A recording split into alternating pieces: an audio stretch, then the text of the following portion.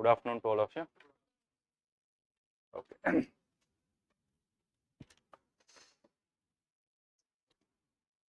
So, please sit down, please settle down, all of you. How prepared are you for your prelims in the process? How many of you have at least completed one time all the subjects? Okay. All the subjects. I mean, there can be some pending here and there, but mostly I am asking. Okay. So, if you have covered one time, I think now 2 months, almost 2 months, little less than 2 months. No? 28th of May, 25th of May. So, another 55 days, which means effectively around, I would say, 50 days probably. So, it is good enough for you to do the revision. You can cover certain things also if you have not done it, that is all fine. But most importantly, you will have to focus on the revision also. So, how many times the revision? There is no hard and fast rule, it may vary from student to student. But in general, 3 to 4 times of revision is a good thing. Along with that, previous year questions should be given the first priority.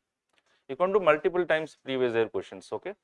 Okay, so now coming back to the RTFQ, that is revision through 500 questions.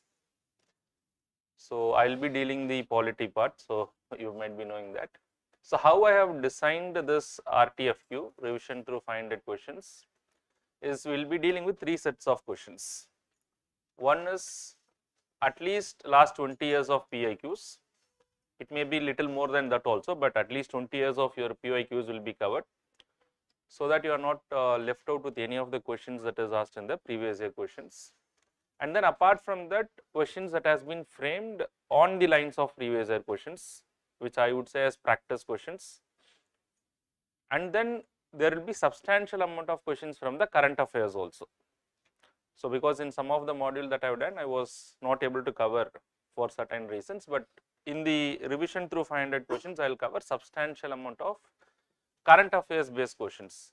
But however, you will know that in polity, strictly asking from current affairs is not how they usually ask it. Any topic that is there in current affairs, you should be aware of the conventional areas related to those current affairs. Maybe 1 or 2 statements may be picked by UPSC from the current affairs also. So, that is how I frame the questions as well. So, what are the 3 types of questions we will be covering? POIQs, practice questions and the current affairs based question. So, the idea is to empower the students to attend 90% of the questions that is coming from polity. If there are 15 questions, I wanted you to get 13 to 14 questions right, provided that you have done your part.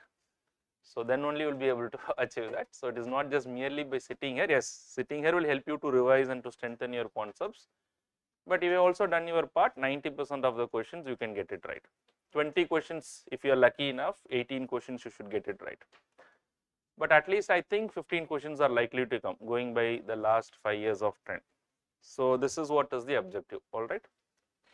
So, now I will just start the question. So, 500 questions, I think we have got 5 classes. So, I will just take it gradually, step by step. We will try to cover all the 500 questions. Students who have attended PMP, some of the questions might already be there, but not all the questions, but it will again strengthen your conceptual clarity, okay. And whenever you have a question, I will give you time. So, it is not that every question I will be able to take up your questions, just note down your questions, and sometimes if the question is so important, I will take it up, otherwise at a fixed interval, I will take up your questions also, alright. So, online students, I hope you are also able to hear it. So, I will take up your doubts also, but not for every question, I will just give certain time, allocate certain time, take up your questions. So, with that we will go to the part 1 of the thing. So, I will divide the entire thing into maybe 5 parts. Today is part 1. And if you see that every part will have a substantial amount of content that is being covered. So, in this way, in all the 5 lectures, I will try to cover the entire polity. I am not going to leave out on any area. So, based on the UPSC, how UPSC is focusing, I am not going to touch maybe the minor areas in a very exhaustive manner, but the major areas on an exhaustive manner, minor areas will also be touched upon. So, today what is the topic that I am going to cover? Today I am going to cover starting your Constituent Assembly, preamble, union and its territories, citizenship, fundamental rights. If time permits, I will also touch upon the directive principles of state policy and the fundamental duties. So, if you see, this is an area where 4 to 5 questions are likely to come. Very simple area, but 4 to 5 questions are likely to come. So, that is what we are going to see today. If time permits, I will complete all those things, otherwise I will continue in the next class. Alright, so with that we will get into the question number 1. Okay, so please come to the question number 1. Most of the questions, it requires you to have a the conventional knowledge also, better conceptual understanding also. That is the way the question has been decided. So, come to question number 1. Recently, India has exchanged. Recently means in the recent past. It is not that yesterday or day before yesterday. Recently, in the entire political history of India. Okay. So, recently India has exchanged some of the Indian enclaves with Bangladesh, thereby giving some of the territories to Bangladesh and acquired some of the territories from Bangladesh. In doing so, the law in India allows the people, those acquired territories, to become a citizen of India immediately through which of the following provision. So, there are 4 options that I given: naturalization, registration, incorporation of territory, all of the above. So, what is the right answer here? It is incorporation of territory. Okay, so when I discuss this question, it is not only related to citizenship. Most of you know it is incorporation of territory. Naturalization and registration is for the foreigners to become an Indian citizen, but not just that they have become part of India. Only the citizens of another country can become an Indian citizen. But whenever India incorporates a territory, there is a provision under the Citizenship Act that the concerned officer, the government of India, can pass an order, thereby conferring the citizenship of India to all those people from that incorporated territory. This is how when Puducherry was acquired, people got the citizenship. Whenever any territory is acquired, it is through incorporation of territory. Okay, now tell me, when India has ceded certain territory to Bangladesh, so will it make any changes in the constitution? Does it make changes in the constitution? Where does it make change in the constitution? Where does it make changes in the constitution? It does not make any changes in the articles. It makes changes only in the schedule 1 of the constitution, because we will have to change the territory of India. So, when we make changes to the schedule 1 of the constitution, does it require a constitutional amendment in this case, or it can be done by a simple act of parliament? In this case, in Bangladesh case, just think about it. So, when India has ceded a territory to Bangladesh, in the same question that I am asking, okay, do not discuss among yourself, please listen to me. When India has ceded a territory to a foreign country, you are all agreeing to a point that it requires changes in the schedule 1 of the constitution. So, therefore, it requires an amendment to the constitution. But my question is, this amendment to the constitution, that is to the schedule 1 of the constitution, does it require a constitutional amendment under article 368, or can it be done by a simple act of parliament under article 3 of the constitution? How many of you think it requires a constitutional amendment? In this question also, in general also, in both these cases, whenever India has to cede a territory, because this question is ceding a territory to a foreign country. So, what is the answer? It does require a constitutional amendment under article 368. Do not make any mistake in this. If there is an internal readjustment, thereby there is a reduction in the territory of any state, it does not require a constitutional amendment. But if you have to cede a territory to a foreign country, it requires a constitutional amendment under article 368. I have already made this very clear, but subsequently also I will discuss. So, whenever we take a particular question, it is not only you look into that particular question, you look into the other aspects related to that particular question also, alright. So, the answer for this particular question is option C. Okay, so come to the next question.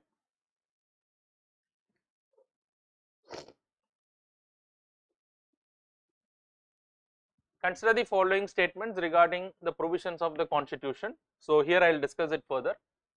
Statement 1, creation of new states in India by reorganizing the existing territory can be done only by the Parliament of India. Is that true?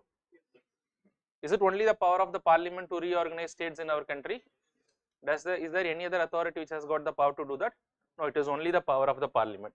So, creation of new states in India by reorganizing the, the key word here is the existing territory. So, the reorganizing the existing territory can be done only by the Parliament of India, but can you tell me which article in the constitution gives this power to the Parliament? Article? It is article 3 of the constitution. It is not article 2 of the constitution. Which article? Article 3 of the constitution. Because I have made it very clear, what is the distinction between article 3 and article 2? Article 3 is allowing the power to the Parliament to reorganize the existing territory, but whereas Article 2 is giving the same power to the Parliament to admit or to establish a new territory which is outside the territory of India. So therefore, any existing reorganization is done under Article 3, but who has the power to do that? Only the Parliament has the power to do that. It is not Article 4 which is giving the power to the Parliament, it is Article 3. But what is Article 4 is saying? Article 4 is saying that any law that will be made by the Parliament either under Article 2 or under Article 3, it can be done by a simple act of Parliament. That means Schedule 1 and Schedule 4 can be amended just by a simple act of Parliament. That is what is given under Article 4. But the power is given to the Parliament only under Article 3 of the Constitution. Is that clear? So this particular statement is right. An union territory can be conferred on the state, conferred the status, not on the status, sorry. The union territory can be conferred the status of a state by an act of Parliament, but vice versa is not possible. Is it true?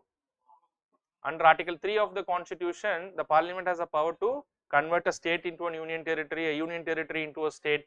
All these things can be done. So when you say that vice versa is not possible, that is wrong.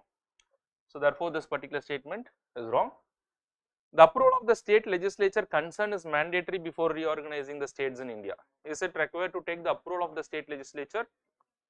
It is only mandatory for the president to refer the bill to the concerned state legislature, but the opinion of the state legislature is not binding upon the president.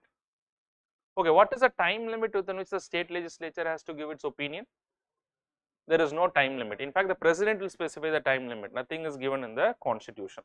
So therefore, it is not mandatory. So when you say mandatory, it is not mandatory. So which of the statements given above are correct? So statement 2 is incorrect, statement 3 is incorrect. So what is the answer?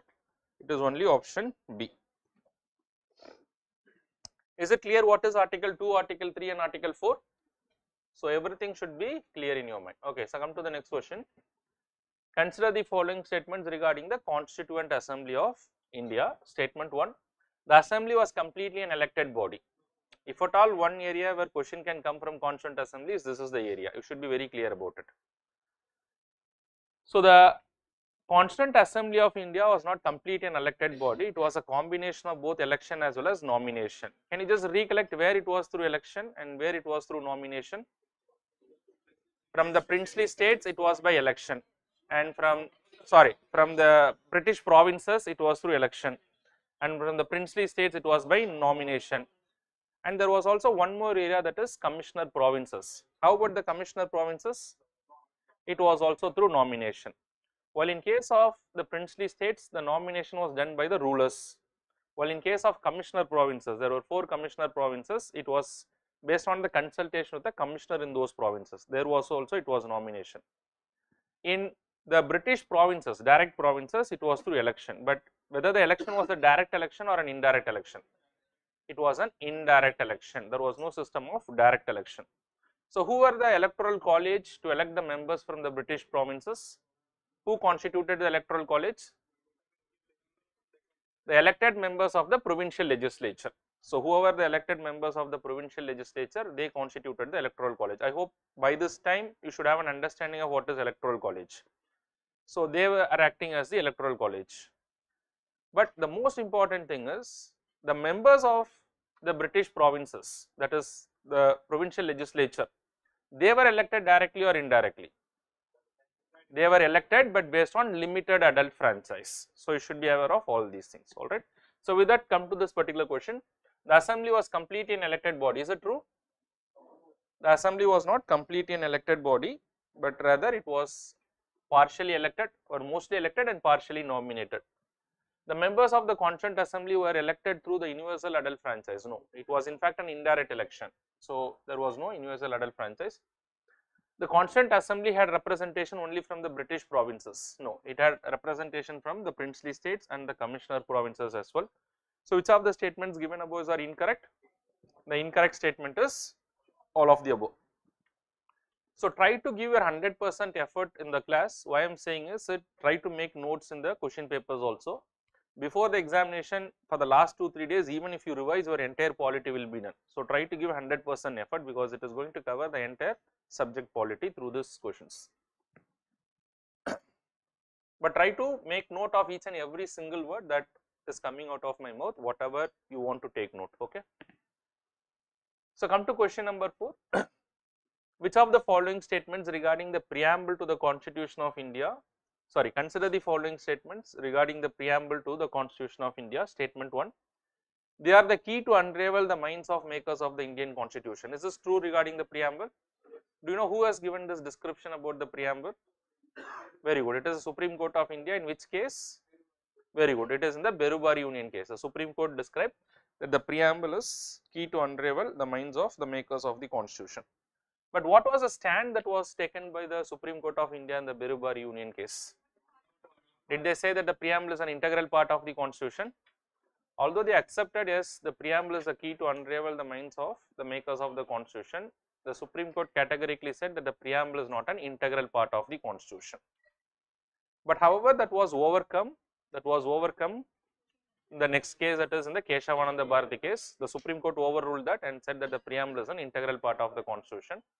So today consistently this view has been held by the Supreme Court that the preamble is an integral part of the Constitution. Just remember that. They are an integral part of the Constitution, but neither give nor take away powers, neither give nor take away powers of the organs of the state. Is that true? Yes, this is also true. The Supreme Court has, although in the Keshavananda Bharati case, the Supreme Court said that the preamble is an integral part of the Constitution, but it has categorically said that it neither gives nor take away the powers. It is the major purpose of the preamble today is to what? Is to only to interpret the other provisions of the Constitution whenever there is any ambiguity that comes in front of the Supreme Court. That means the basic understanding you should have is, just because some word is mentioned in the Constitution, that is in the preamble, it does not give any power to any of the authorities of the state. So for example, the judiciary exercise the power of judicial review, but the preamble does not give this power to the judiciary. It comes from the respective provisions in the Constitution. The legislature have the power to make laws, but it is not coming from the preamble. There are respective provisions in the Constitution that gives the power to the legislature. So none of the organs get any power from the preamble per se, but the preamble is an integral part of the Constitution. So therefore this particular statement is also true. They can be amended without any restriction. Is that true? Not only to the preamble, but in general, any amendment to the Constitution should not violate the basic structure in the Constitution. So if at all any restriction to the preamble, it is that in the form of what is called as basic structure. Okay, if I add one more statement to whatever I discussed, the preamble is part of the basic structure of the Constitution. Is that true or false? How many of you think it is false? The preamble is part of the basic structure of the Constitution. It is false. The preamble is not part of the basic structure. There are certain provisions in the preamble that is described to be part of the basic structure, but the entire preamble is not part of the basic structure. This is what the Supreme Court has categorically said in the Keshavananda Bharati case. Okay. So there are some provisions within the preamble which constitute the basic structure, but not the entire preamble. So therefore, can the preamble be amended? Yes, it can be amended, no doubt, but without destroying what is called as the basic structure of the basic structure in the preamble. Now the Supreme Court in the Keshavananda Bharati case said that there are some provisions like the elements like democracy, justice, they are all considered to be what is called as a basic structure. So therefore, without disturbing them, the preamble can be amended. Has the preamble been amended? How many times the preamble has been amended? Only once, and 3 keywords has been inserted, which I will subsequently discuss. There are questions I think to that extent also. So they can be amended without any restriction is wrong. So what is the answer here?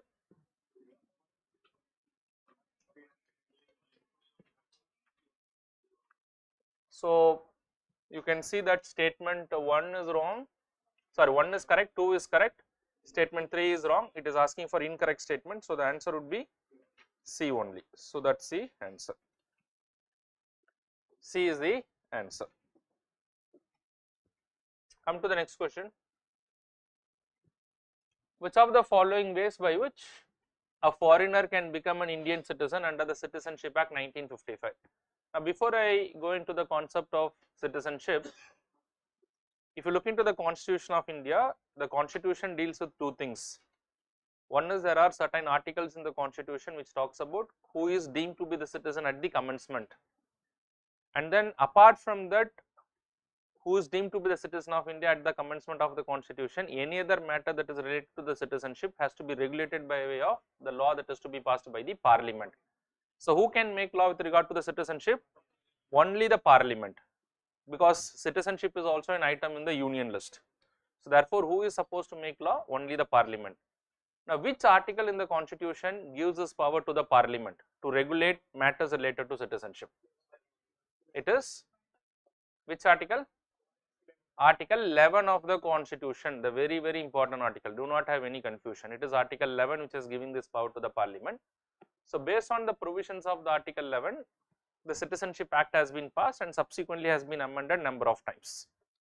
And if you look into the Citizenship Act 1955, it says that who is deemed to be the it talks about only who can acquire the Indian citizenship subsequent to the commencement of the constitution, and how the Indian citizenship can be taken away. So for all those categories of people who are deemed to be the citizen at the commencement or after the commencement, whoever will acquire the citizenship by the Citizenship Act, for both the categories of the people, the citizenship can be taken away by the provisions of the Citizenship Act 1955, which has been amended number of times.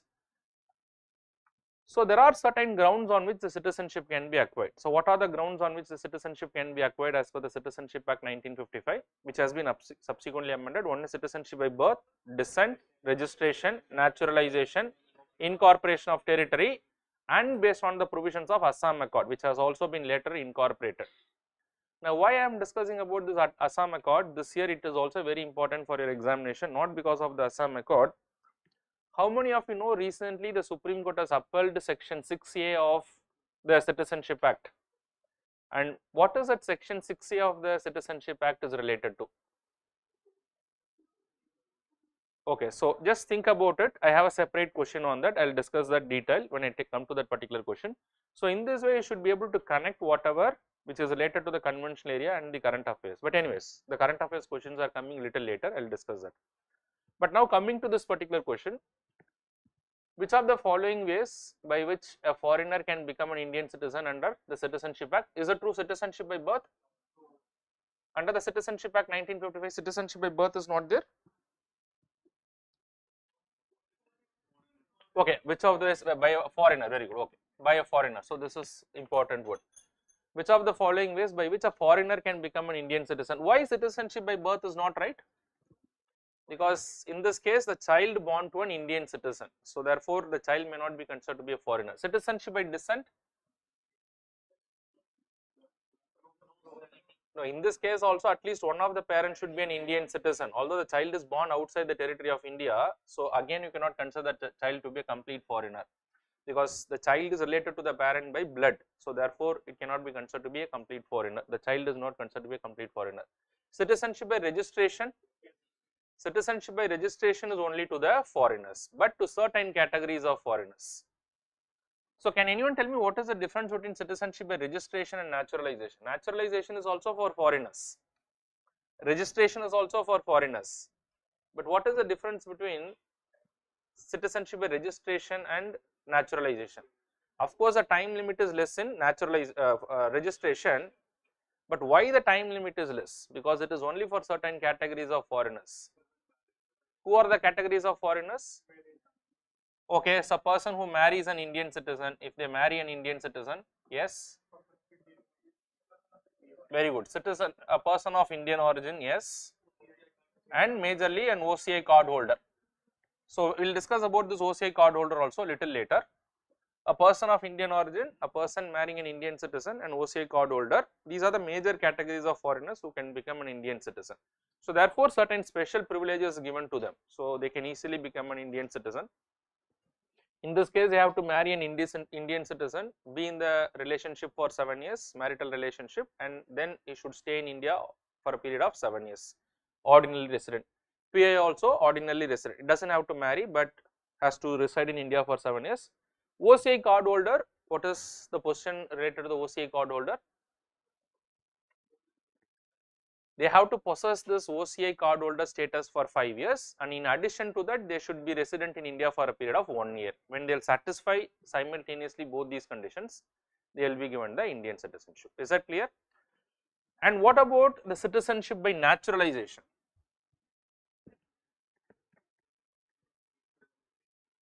What about citizenship by naturalization? Citizenship by naturalization is for any foreigner. The only exception is that that foreigner should not be an illegal migrant.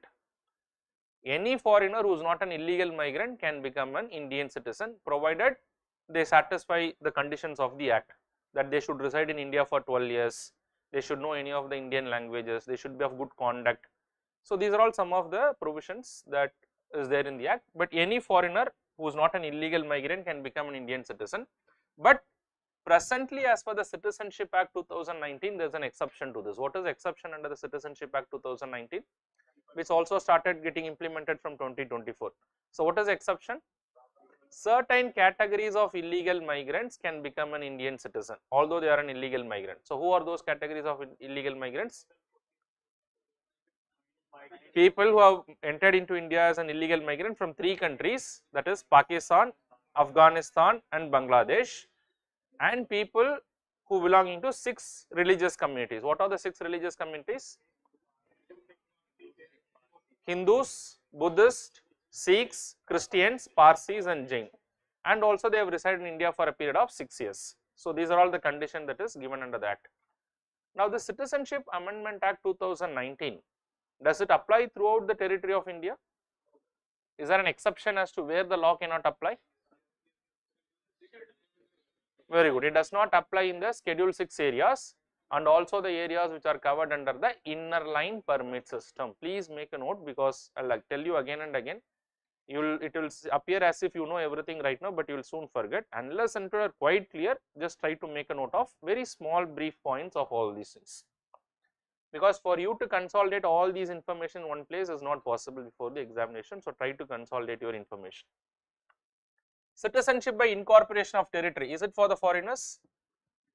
Of course, yes, they are all subjects of another country, and of course they also can be granted the citizenship. So this is true, this is true, this is true. So what is the answer here? Answer 3, 4 and 5 only. Okay. Okay, I will take 10 questions, and then if you have any questions, I will break for some time. Okay.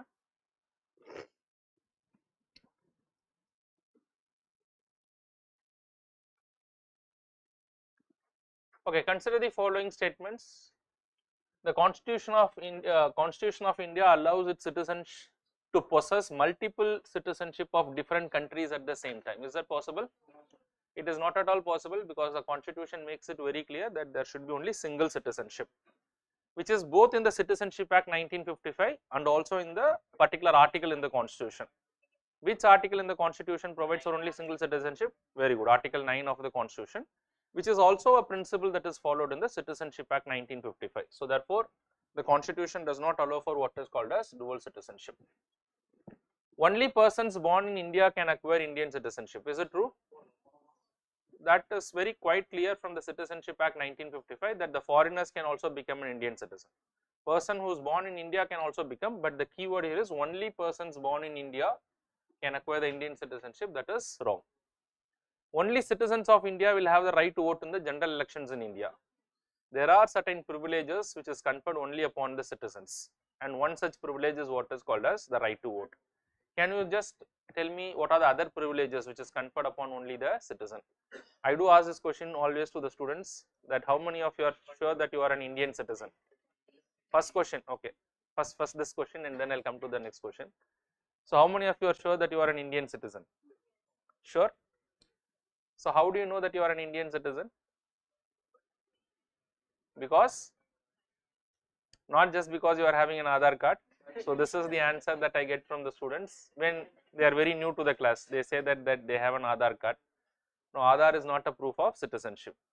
And then they say that I have a voter ID. Then I say that voter ID is given to you because you are a citizen. It is not vice versa.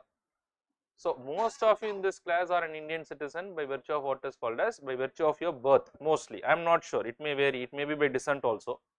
There may be certain categories of people through registration also, but I am sure 99% of the people who are sitting here, probably attending the class online also, they are all citizens of India by virtue of what is called as birth. So now with that information, only an Indian citizen will have the right to vote in the general election. Yes, only the citizens will have the right to vote in the general election. What are the other privileges to the Indian citizen? Only to the citizen. not just the fundamental rights. So just don't think about the fundamental right, because in fact right to vote is not a fundamental right. I am in general asking about certain privileges. Okay, so to get into certain constitutional office, most of the public employment, except for certain areas which is open to subjects of Nepal, Bhutan and other things, most of the public employment only to the citizen. The right to contest election is only to the Indian citizen. So these are all some of the privileges, and certain fundamental rights of course exclusively reserved only to the citizen of India, which will also subsequently discuss. So try to remember all those things. The fundamental right I will discuss.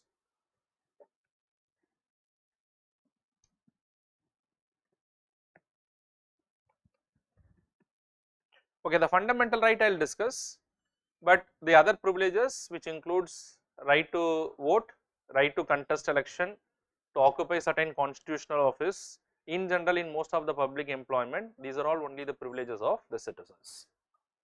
So only the citizens will have the right to vote in the general election, that is true. Which of the statements given above are incorrect? What are the statements that is incorrect? 1 and 2 only. So these two statements are incorrect, alright. What about the Anglo-Indians or Indian citizens? If they are a citizen of India, they will have the right to vote. An Anglo-Indian who is an Indian citizen, so they will have the right. Okay, so the Anglo-Indian is only distinguished because of their lineage, but otherwise if they are an Indian citizen, they will have all the privileges of the other citizens.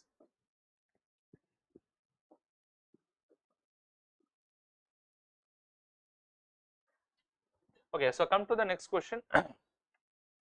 This is a very important question.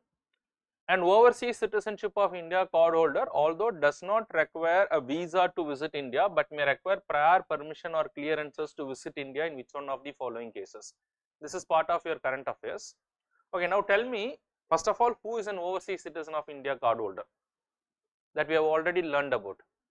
So just try to recollect who is an overseas, who is eligible to get a overseas citizenship of India card holder. All the person of Indian origin, I have already said they are eligible to become an OCI card holder. They have to pay some fees to the government of India and they can get this card. Now, do you know what was the genesis of this overseas citizenship of India status? Initially, it was not called as OCI card holder, it was called as overseas citizenship of India. And later, this OCI overseas citizenship of India is now designated as OCI card holder. Now, tell me, anyone who is having an OCI card holder, is he an Indian citizen? No, he is not an Indian citizen. He is a foreigner who has conferred certain privileges in our country. And what is the privilege of the foreigner who is having this OCI card holder, who is an OCI card holder, a foreigner? What is the privilege that he can have in India? Is that he can enter into India without visa, first privilege. But there are exceptions to this. He can enter into India without visa. He can enter into India without a visa and he can stay in India for any length of time. They will have certain property rights also subject to certain exceptions. These are all some of the privileges for an OCI card holder. Now, do you know when this OCI citizenship was introduced by the government of India?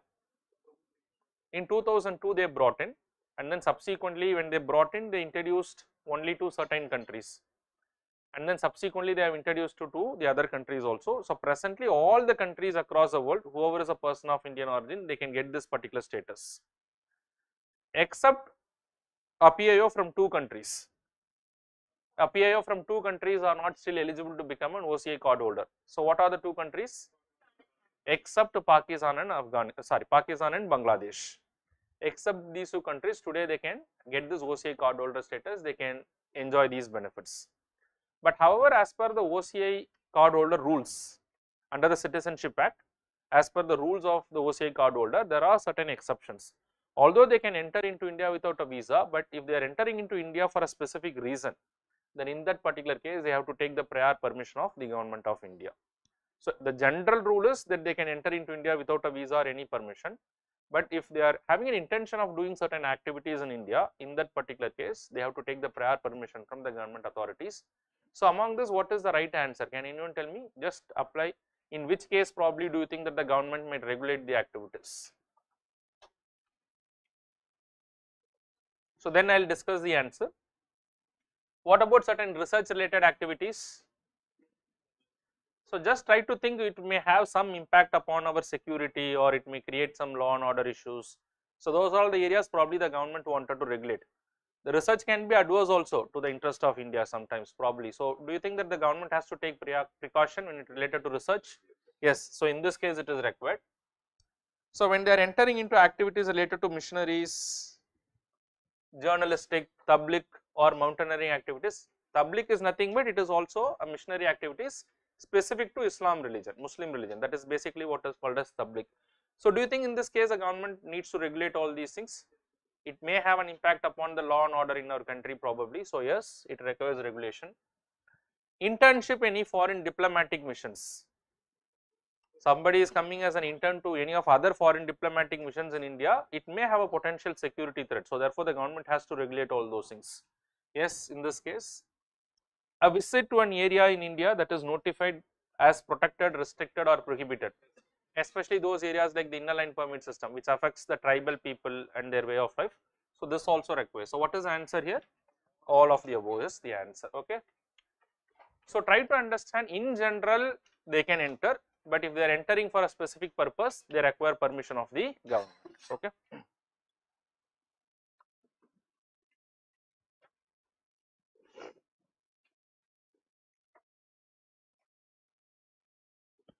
Okay, come to the next question. Which of the following categories of people were eligible to become an Indian citizen at the commencement of the constitution? So which of the following categories of people are eligible to become an Indian citizen at the commencement of the constitution?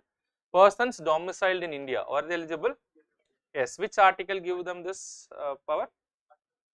Very good. Article 5 of the constitution. They were eligible to become, subject to certain conditions, but UPSC will not focus on all those things. So you should also as a student know that what are all the areas probably UPSC will focus. UPSC may not go into the very specifics when they ask a question. They will try to see whether you have a broader understanding. Yes, I am not saying they may not go. Sometimes they may go, but that should not be how you should prepare in each and every case. Okay. So these are all areas you should have a broader understanding. Yes, person's domicile is there in article 5. Yes, they can become an Indian citizen subject to certain other conditions. Persons of Indian origin living outside India, were they eligible to become an Indian citizen at the commencement? Yes. Which article? Very good, article 8. Even if you do not remember the article, it is okay, but you should know the provisions. If you are remembering the article also, it is well and good. Persons returned from Pakistan to India. Yes, which article? Very good, article 6. Persons migrated to Pakistan from India but later returned to India, they are also eligible to become an Indian citizen, but all these things at the commencement of the constitution. So persons who have gone to Pakistan but later returned to India, were they eligible to become an Indian citizen? Yes, that is also possible under article 7 of the constitution, but there are certain cut-off dates, but you do not have to remember all those things. But for your understanding, here the cut-off date is persons who are returned from Pakistan, there are two before 19th of, what is the date? 19th July, I think, 1948. So that is the cut-off date, and here in this case persons who have gone to Pakistan 1st March 1947. So that cut-off date is not very important, but just remember these provisions, that is more than sufficient. So what is the answer in this case? All of the above. So D is the right answer. I think here the cut-off date is 19th July 1948. 19th July 1948.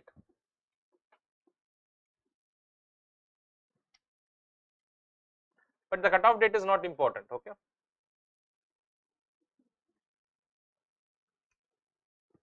Okay, come to the next question. Which of the following rights are available to an alien in India? Right to vote, is it available?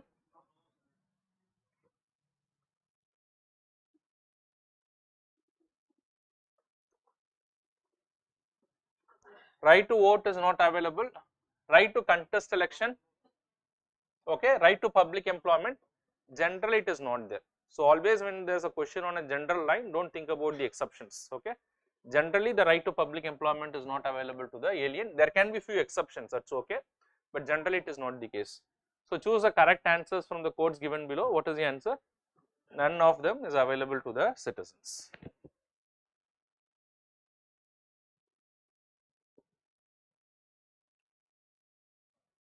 Okay, so instead of which it should be who of the following, but the parliament is also there, but anyways, who or which of the following has the power to admit or establish a new territory into India?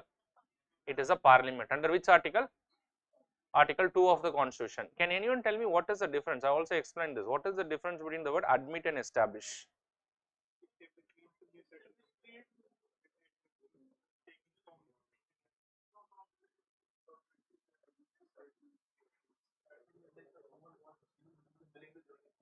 What is the difference between admit and establish? Sorry, I was just looking into some comment. Okay, what is the difference? Okay. See, the very simple difference is admit and establish. Admit means you are already allowing a political, already a well established political entity into India. But some territory which is not an established political entity, that is you are establishing that. I have given examples also. So, for example, if India is acquiring Sri Lanka, then that would be admit or establish. It would be admitting. Some, let us assume, a barren island which is there, which is a disputed territory, you are admitting that into, you are bringing that into India, that is establishing. So, we will have to see whether it is a politically established entity or not. Politically established entity, that is admit, not a politically established entity, that is establish. Okay. But in both the cases, who is having the power? Article 2 of the, under Article 2 it is the parliament. In this case, is the parliament have to take the permission of any of the state legislature? There is no need, because there is no locus standi for any of the state legislature. Alright, so here it is not required. So in this case, does it require a constitutional amendment under Article 368 to admit or to establish? In general, there is no need to make any constitutional amendment, but here also you will have to remember one thing: whenever the parliament is admitting or establishing any new territory into India, there is no need to make any changes to, there is no need to amend the constitution under Article 368, provided that they are not making any changes apart from Schedule 1 and Schedule 4 of the constitution. But however, in the process of admitting or establishing a new territory into India, if they are making changes to any of the other provisions apart from Schedule 1 and Schedule 4, then it requires a constitutional amendment under Article 368. Can you give an example of what I am talking about? For example, when Sikkim was brought in, they have brought in what is called as the 36th Constitutional Amendment Act. So that was required because they inserted a new article, that is Article 371F, which is apart from Schedule 1 and Schedule 4. So therefore, it requires a constitutional amendment. Clear? So what is the answer in this case? It is the parliament which is under Article 2 of the constitution. Alright, so very quickly, if you have any questions, but the more the time that you consume on question is also not good. So because you give me more time to talk, I will give you more information. If you talk more, then it will be less information. So you can understand, but yes, genuine doubts are entertained. Okay. So the answer here is the parliament. Alright. Yes. Assam Accord I will discuss. That question is coming, that is why I did not discuss. I have a specific question on section 6A of the Citizenship Act. At the time I will discuss. If I am not making any discussion in detail, because I know that the question is coming, so there I will make the discussion, but you can ask a question from whatever I have discussed if you have any questions. Okay. I will just give me a minute, I will just look into the online students also.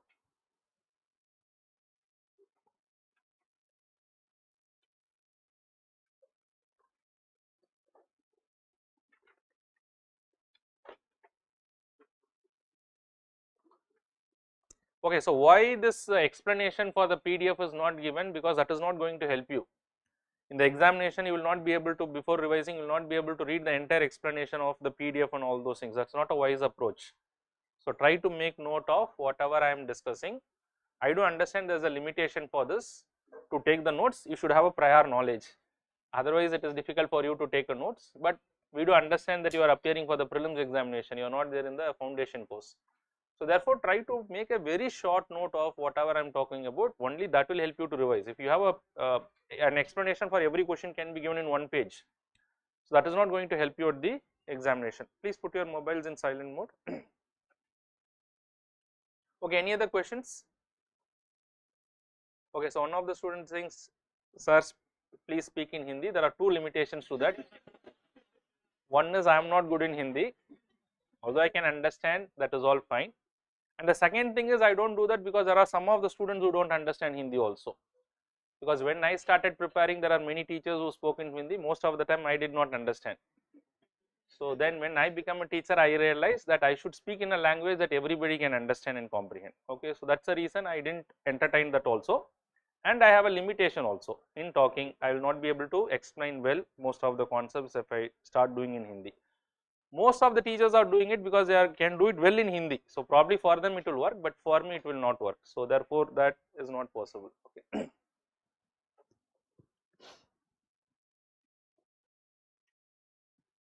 What about this PDF is not uploaded in the online yet? In the Telegram? Okay. So that you can reach out to the front desk or the management. I think they will take care of that, but I will also put across a word. Alright, shall I move forward?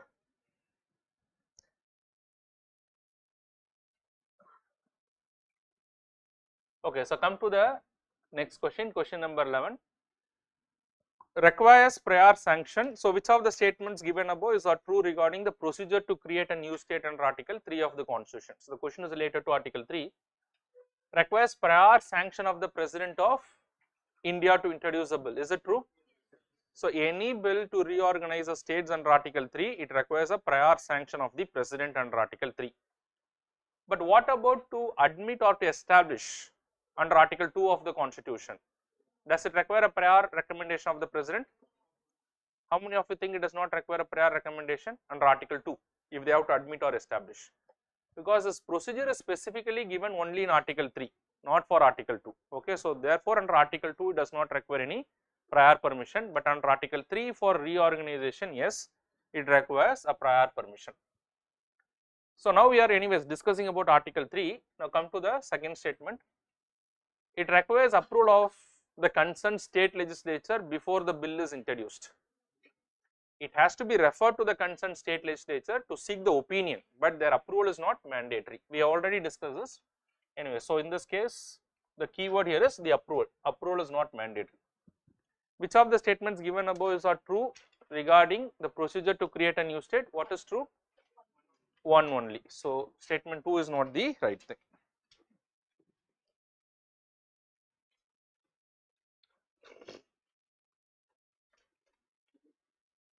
To cede a territory to a foreign country, it requires what? What is the majority that is required? Special majority, no doubt. Whenever we talk about to cede a territory to a foreign country, it can be done only under Article 368 of the Constitution, which means it requires what type of majority? Special majority of the Parliament. So can anyone tell me what is the special majority here? Two conditions has to be satisfied. What are the conditions? Not less than 2/3 of the members present and voting.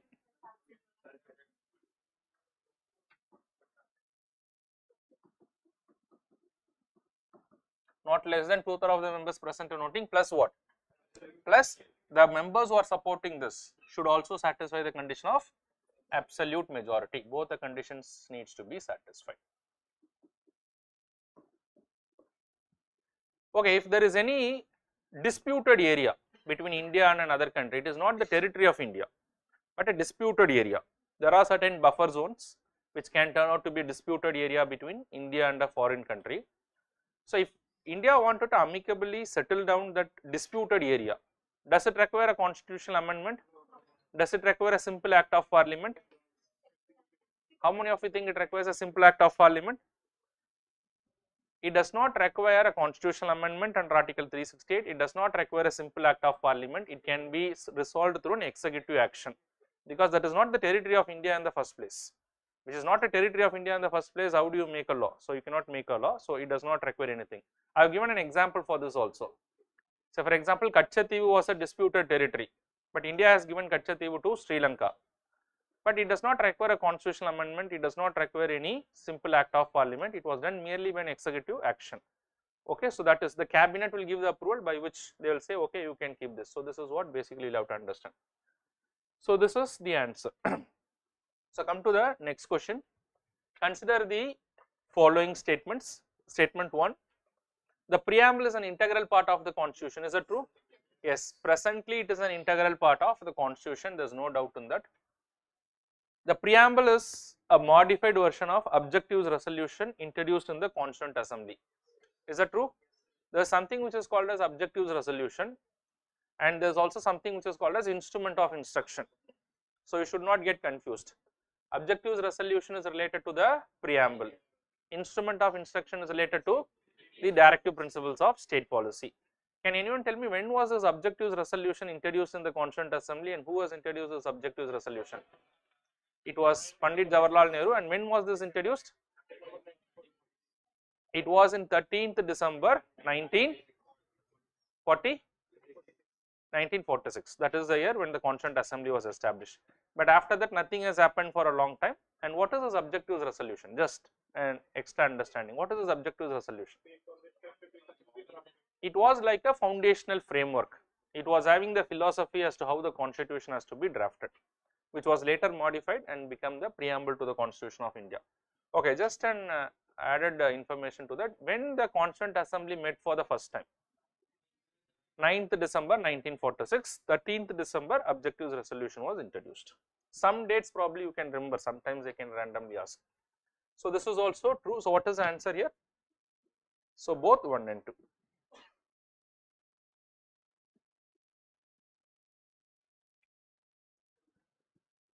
Which of the words were inserted into the preamble by the 42nd Constitutional Amendment Act 1976? Only once the preamble has been amended by the 42nd Constitutional Amendment Act. So in the nature of the state, there were two changes. One is they have inserted the word socialist, and then they have inserted the word secular, and in the overall preamble they have added one more word. What is that word? It is the word integrity. So what is the answer here? C. So sometimes students might confuse between the word, whether it is dignity, unity, integrity. Only in the examination will have all these doubts. Therefore try to make it very clear. What is the word that has been introduced? It is integrity. Okay, so the answer is option C. Which of the following is the correct order of justice provided in the preamble? What is the correct order? Social, economic and political. Why this particular order? It is arranged in the order of difficulty. Whichever is more difficult to achieve, that was given the first preference. So it is social, economic and political. Answer is option D for this particular question. With reference to Indian history, the members of the Constituent Assembly from the provinces, when I say provinces, the British provinces, how they were elected? First of all, we have seen that in the Constituent Assembly, they were both elected as well as nominated members. While in case of British provinces, they were elected. And who are the electoral college for those members? The elected members of the provincial legislature. But however, these members were elected indirectly. So what is the answer here? Elected by the provincial legislative assemblies.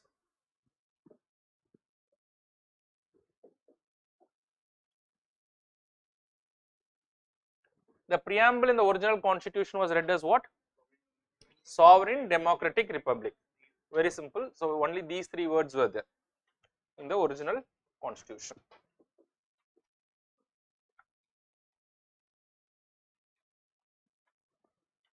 The Constitution Day is celebrated on 26th November of every year to promote the constitutional values among citizens. Is it true?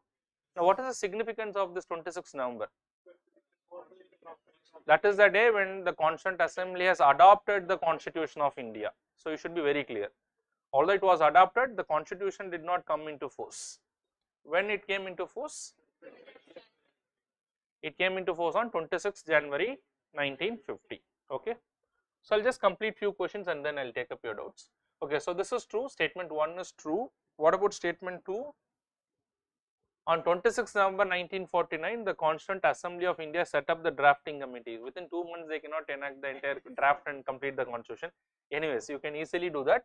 So see, UPSC is also asking very simple and easy questions at times. Which one of the following is correct with respect to the above statement? 1 is correct and statement 2 is incorrect.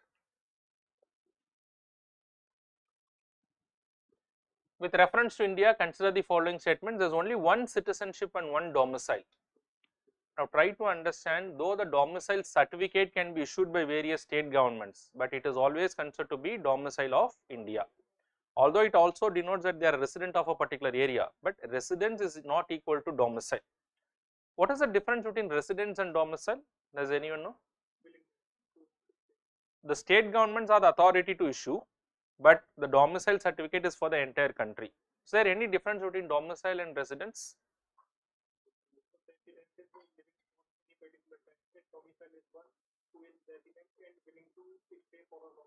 So the basic difference is residence is a physical presence.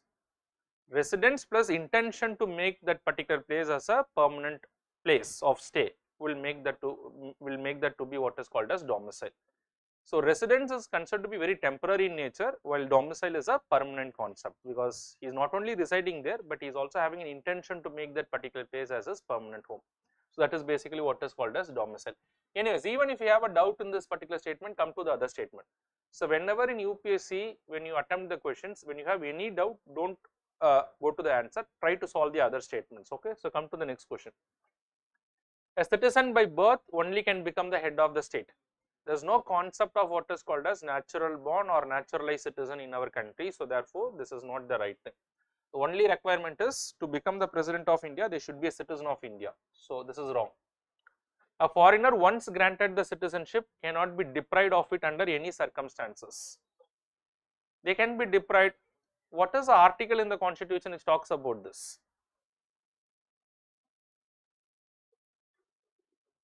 There is no article which talks about this. Of course, the Citizenship Act talks about all those things. But is there any article in the constitution which also has a reference to this? Very good. Article 10 of the constitution. Because article 10 of the constitution makes it very clear that once a citizenship is granted, that citizenship may be deprived only by a way of a law that is made by the parliament. Okay, so therefore the concept of citizenship is not permanent. A foreigner once granted the citizenship, he can be deprived of his citizenship by 3 ways. Not only for the foreigner who becomes an Indian citizen, for any Indian citizen they can be deprived by 3 ways. The citizenship can be lost by 3 ways, taken away by 3 ways. What are the ways? One is by renunciation, other is termination, third is deprivation. Now what is the difference between renunciation and termination? While renunciation is voluntarily, and what is the ground on which a citizen can renounce the Indian citizenship? On any grounds. Even without taking a citizenship of some other country also he can renounce it. On any grounds we can renounce it. But termination happens by a way of application of law. Termination happens on only one ground. What is the ground on which termination happens? If a citizen has taken up the citizenship of some other country. So therefore he has to renounce. If he doesn't renounce, then his citizenship is terminated. Deprivation is not because he has taken up the citizenship of some other country, but on certain conditions given in the law, that he becomes disloyal to the country or he has traded Indian secret with a foreign country.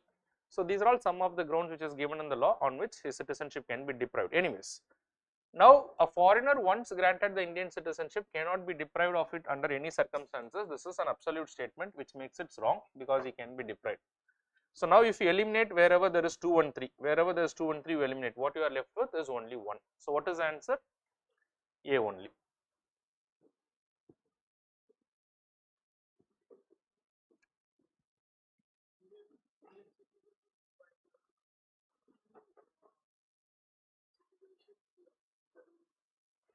Yes, any citizen for that particular matter. See, a foreigner once he become an Indian citizen, he is not distinguished between a citizen who became an Indian citizen by virtue of birth.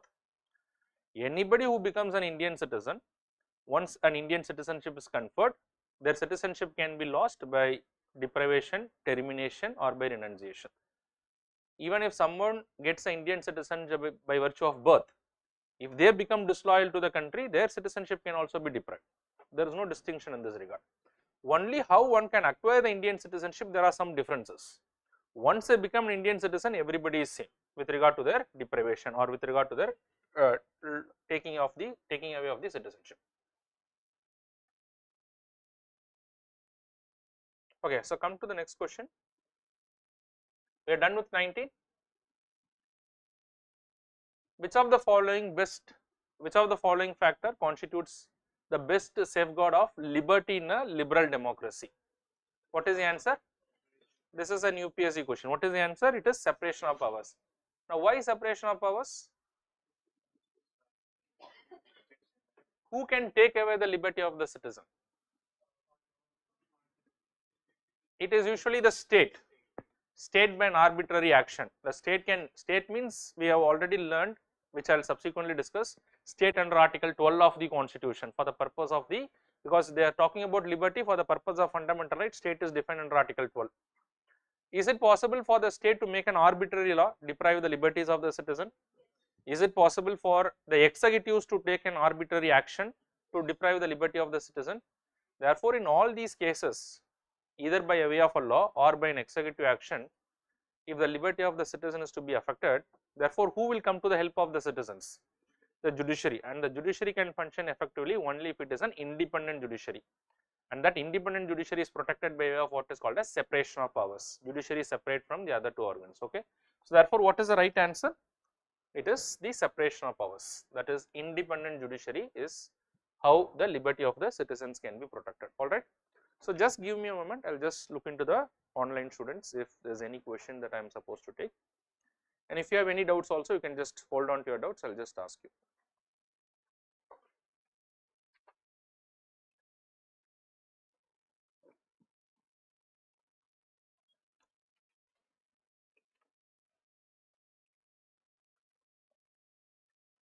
Okay, that I will do. So, what is the topic that I am going to discuss in the next class? So, the next class I am going to do the entire executives.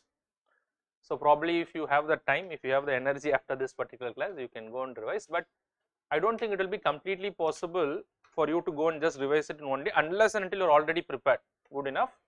But if you do that, that is good, but otherwise also come to the class, try to observe most of the things from the class. Okay, but anyways, the next class I am going to do the executives.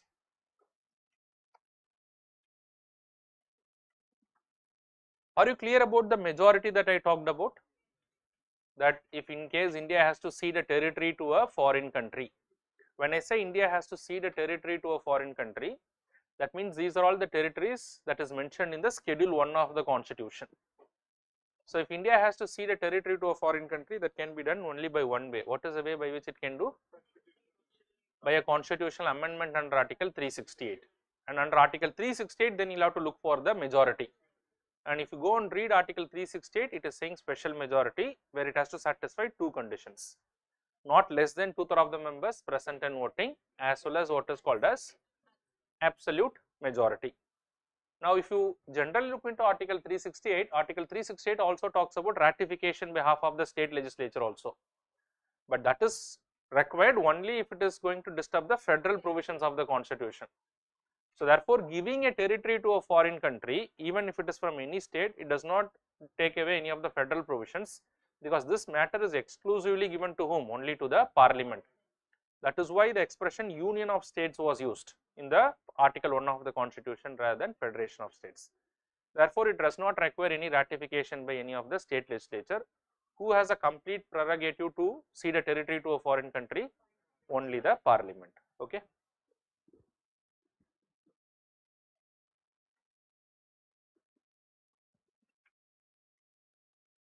So, come to the next article question, at question number 21.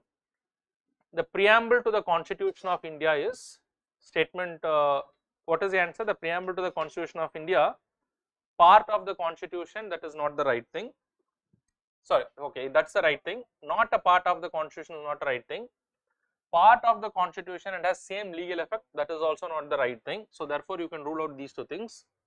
The confusion could be between A and D, but you will have to find the most appropriate answer, which is giving a detailed information about the preamble. So, let us see which is giving a most detailed information about the preamble. Part of the Constitution but has no legal effect, right? We cannot say that to be wrong, but read here, part of the Constitution but has no legal effect independently of the other parts, which means they are trying to say the preamble is an integral part of the Constitution, but it does not have any legal effect. But how it may have a legal effect is that by reading it with other provisions of the Constitution, or in other words, the preamble helps the court in interpreting the other provisions of the Constitution, which may have a legal effect. So, therefore, which is giving the most information about the preamble? It is D. So, in fact, UPSC has also given D as the right answer. So, sometimes more than one option could be right. So, the key is there you will have to look for what is the most appropriate answer.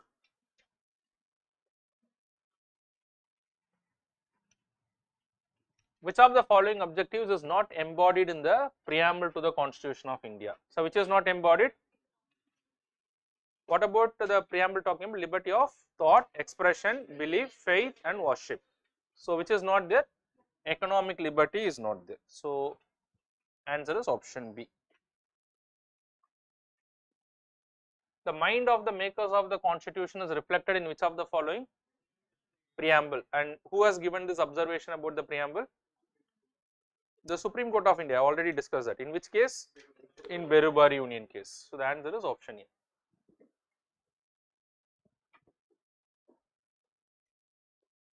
Economic justice as one of the objectives of the Indian Constitution has been provided for in where it is given.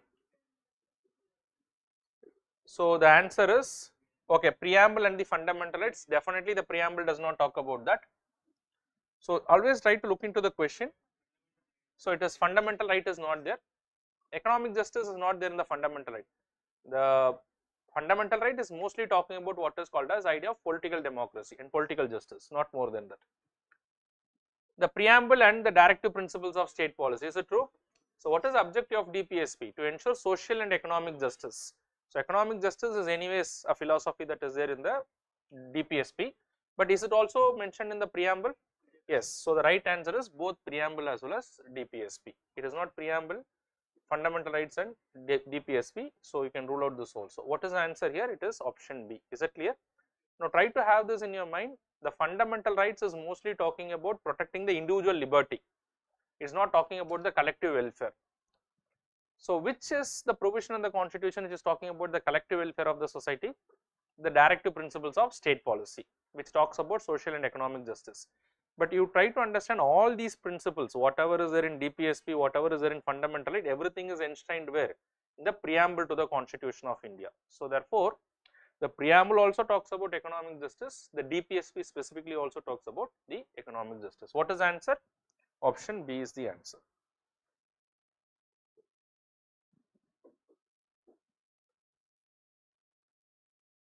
The members of the Constituent Assembly who drafted, not which, who drafted, okay, so who drafted the Constitution of India? What is the answer? So, they were elected by legislative assemblies of various provinces. So, the answer is option C. On whose recommendation, this is again a very important area, previously they have been asked in UPSC examination also. On whose recommendation was the Constituent Assembly was formed? Cabinet Mission Plan 1946, subsequently it was, do not make a mistake here, very easy question. Cabinet Mission Plan. Liberty, equality and fraternity, this is an inspiration that was derived from French Constitution from the French Revolution, and then subsequently they had a French Constitution also, France. So, it was from the French Constitution. So, these type of questions sometimes can be rarely asked. So, just have an idea about it also. Which of the following is part of the preamble of the Constitution of India? So, what is the answer here? Is it we the people of Constituent Assembly, we the members of the Parliament? At that point of time there was no Parliament, it was only the Constituent Assembly. Okay, so you should definitely not select B. We the people of India, who is the source behind the Constitution of India. Okay, so the right answer is option A.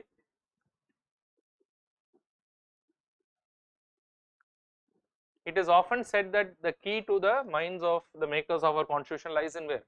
It is there in the preamble.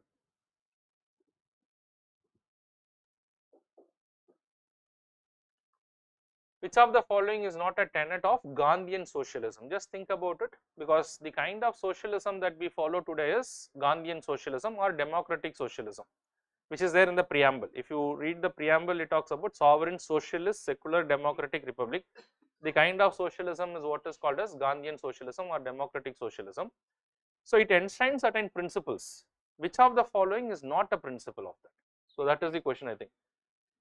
So, does it wanted to ensure social justice? Yes, there is no doubt in that. So, definitely this is true. Concern for the poor but not hatred for the rich, is it there? The idea of Gandhian socialism is that they have to do welfare to the poor, but it doesn't mean that they hated the rich people. That is not the idea.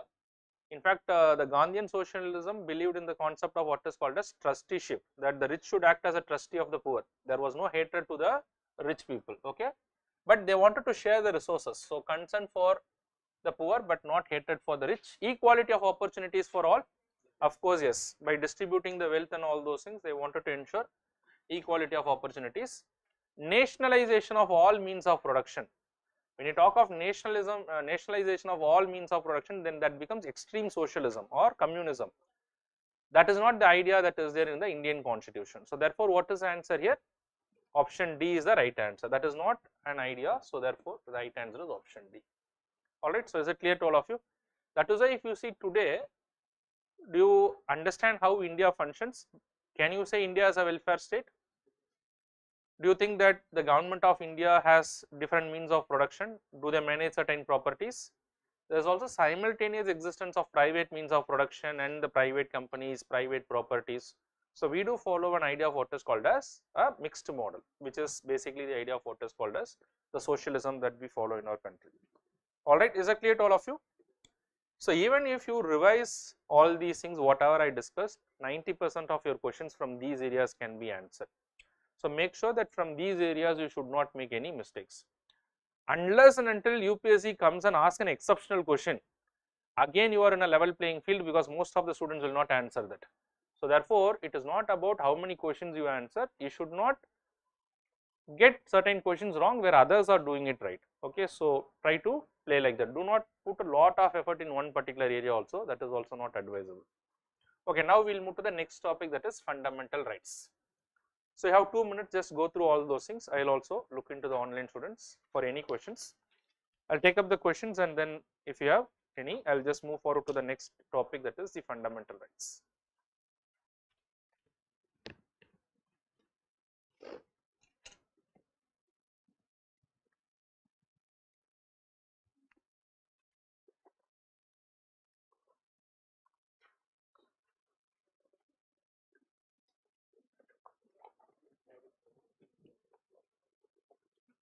Any questions from the online students?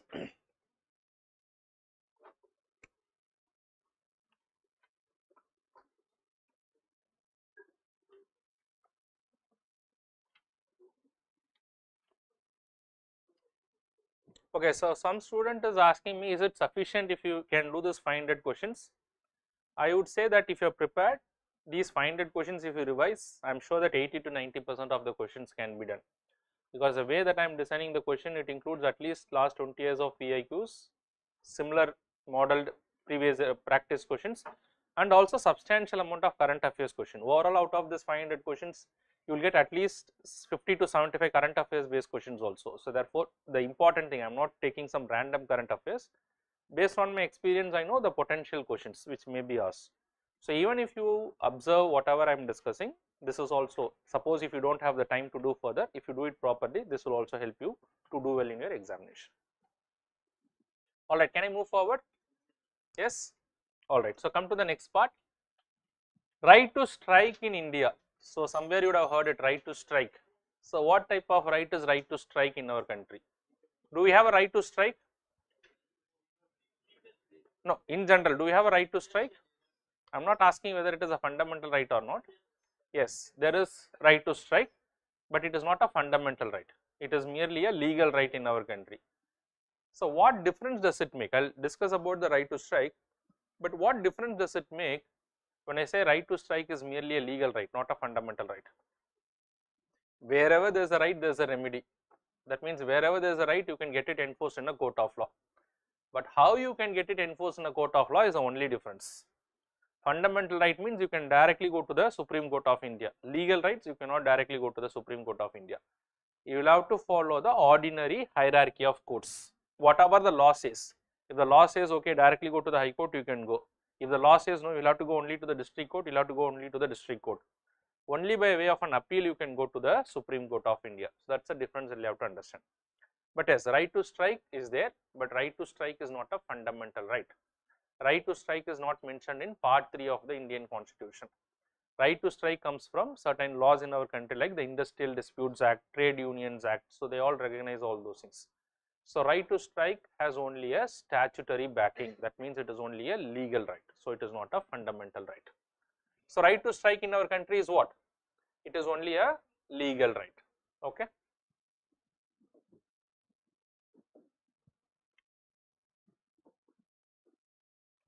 Okay, so this is a good question. This year I think that there can be question from the detention and all those things. Last year also I expected, I am not sure whether they asked it in the last year. This year again they can ask, because one of the issues that is happening in our country is today a lot of arbitrary detentions are happening. So therefore, as a citizen and as someone who is preparing for UPSC examination, you should be aware of the rights when it comes to the detention, both in case of what is called as preventive detention as well as what is called as punitive detention. And which article in the Constitution talks about all those things? Article 22 of the Constitution. So in this regard, we will try to understand. Come to statement number 1. Preventive detention happens only by a way of a trial in a court of law, and hence individual should be produced before the nearest magistrate within 24 hours of arrest. So this is in case of what? This is in case of punitive detention, that is, this is in case of arrest when it comes to punitive detention, not in case of preventive detention. So this particular statement is wrong, but can anyone tell me what is the difference between punitive detention and preventive detention? What is punitive detention? Can anyone tell me? Punitive detention is a detention by way of a trial. After the trial, somebody is found guilty, then only they can be put in the prison or in the jail, whatever it is. So that is basically what is called as punitive detention. So the primary condition for the punitive detention is commission of an offence. On that ground they may be arrested, then the trial will happen, then based on the trial they can be put in jail.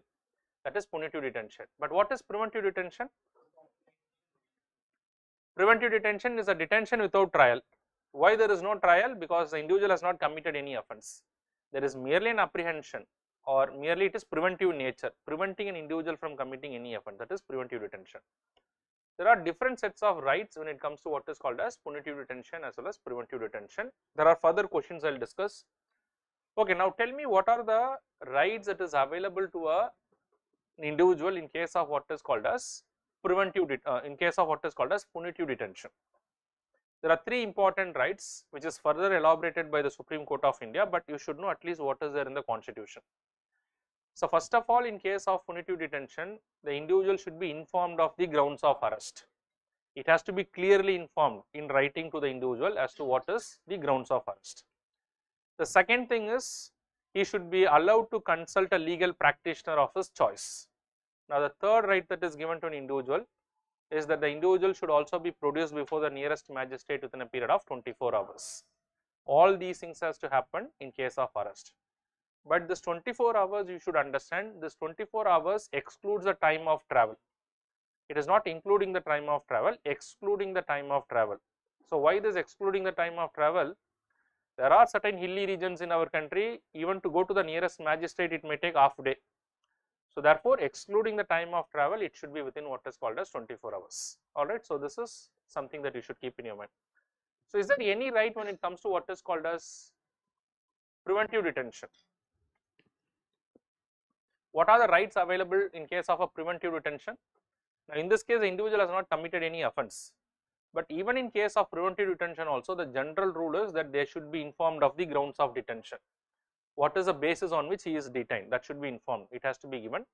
But he will not be allowed to consult a lawyer because there is no trial that is going to happen, but he should be informed of the grounds of detention. Why he or she is informed of the grounds of detention?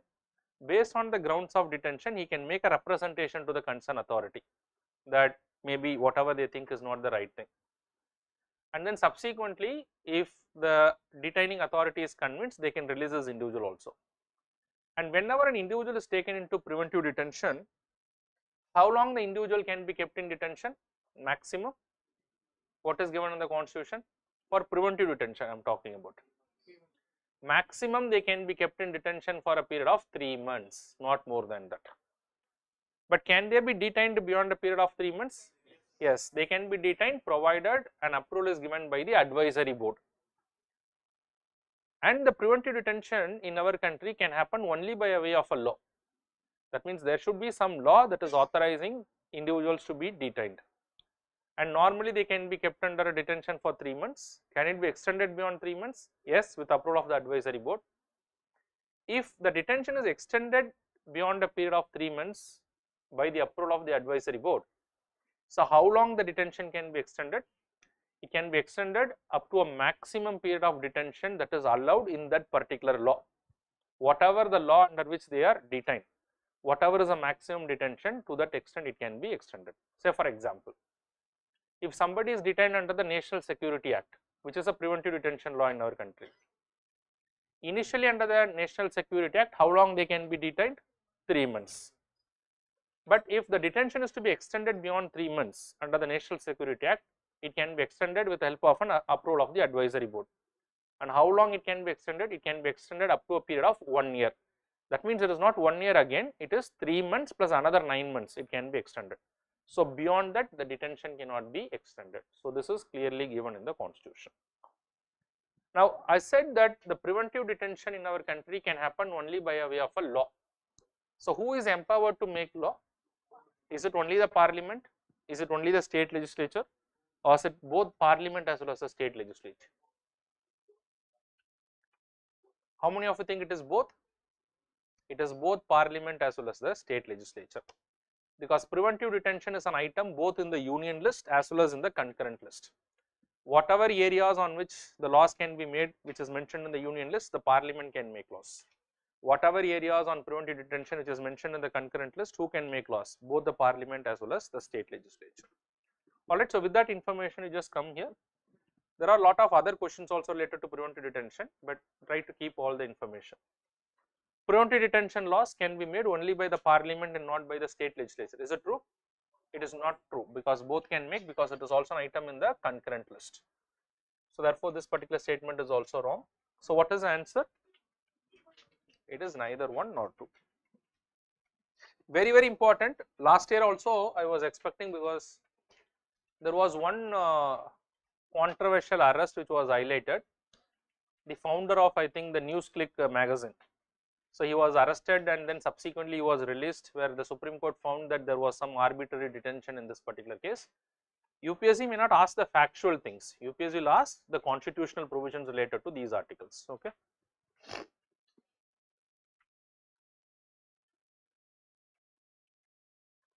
Okay, come to the next question.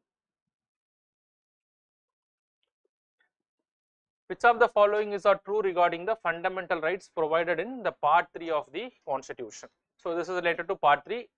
They cannot be amended by the Parliament. Can the Parliament amend them? Of course, many times the fundamental rights can be amended. So therefore, any provision of the Constitution can be amended, including the fundamental rights, but without tinkering or without taking away what is called as a basic structure in the Constitution. So to say that the fundamental rights cannot be amended at all is a wrong thing. Fundamental rights can be amended without taking away the basic structure. This is what is the situation of the law today as per the Keshavananda Bharati case, where they innovated this doctrine of basic structure. But before the Keshavananda Bharati case, there was one judgment which was given by the Supreme Court, where they said that the fundamental right is sacrosanct. That means the fundamental right cannot be amended at all. Which case is that? Very good. It was the Golaknath case. But you don't have to remember that unless until UPSC asks, what is the position today? Can the fundamental rights be amended? Yes, without disturbing what is called as a basic structure. So they cannot be amended by the Parliament is wrong. They check the arbitrary exercise of power by the state. The very objective of the fundamental rights is to prevent the state from arbitrarily exercising their powers. Okay, so this is true. They provide absolute protection to the citizens. The very nature of the fundamental rights in our country is qualified in nature. It's not absolute right, because when it becomes absolute, then it is giving you the freedom to do whatever you want to do, because freedom is something which is unrestrained in character. Something which is unrestrained in character is very dangerous. Why? Because then it becomes the law of the jungle. The powerful can do whatever they want to do. So because if freedom is given, that is also paving way for someone to take away the freedom of others in the society. So therefore what the Constituent Assembly has given is only what is called as liberty. while it is giving a certain element of freedom, but it is not something which is unrestrained in character, it can be restrained. So in the constitution itself, if you see, there is a lot of reasonable restrictions for every fundamental right.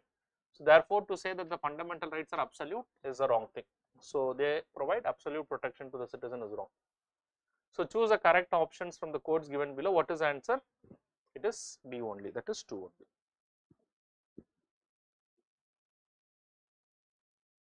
Okay, what is the answer in this case?